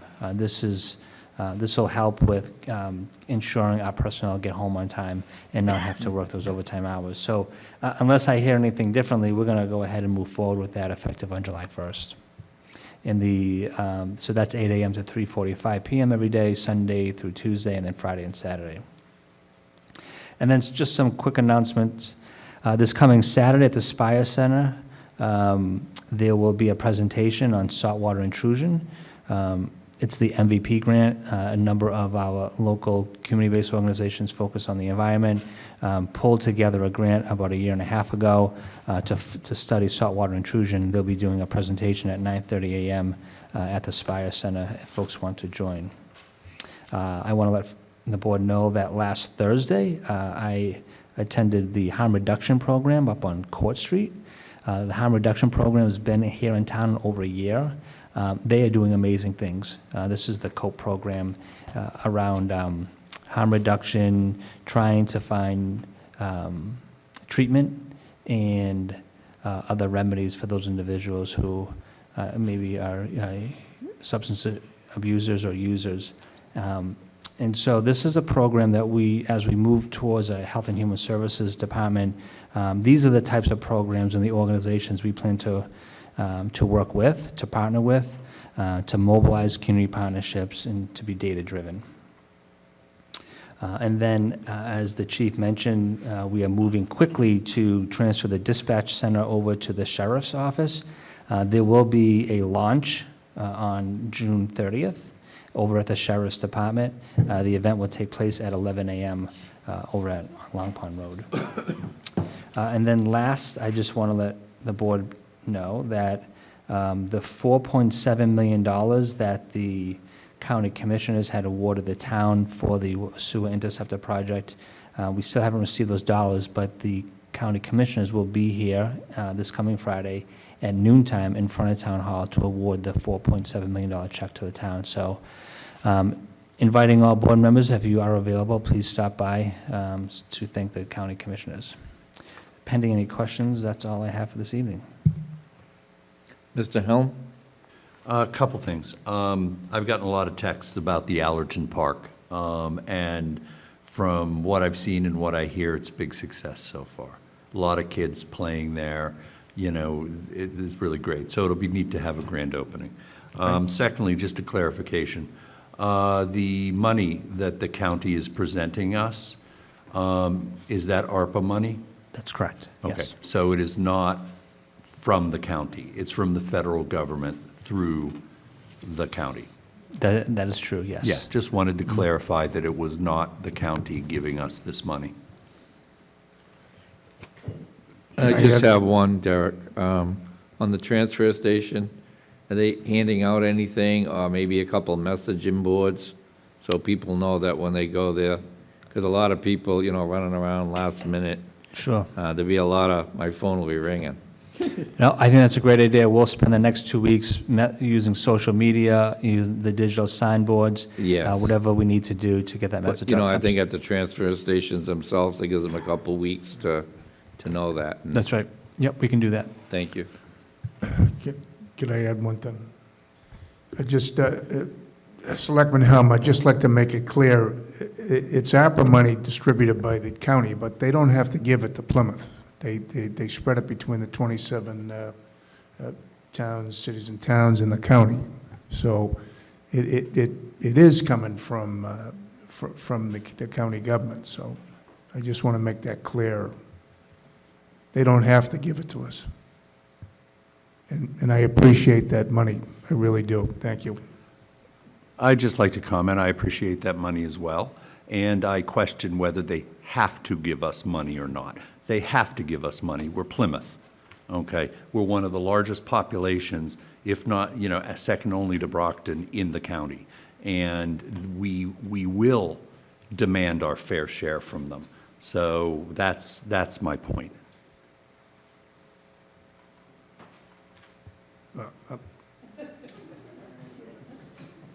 Okay, then. Any other questions for Derek? Okay. Now, new business? Mr. Mahoney. You got new business? Okay. I'd love to get drawn into a county government philosophy discussion, but I won't.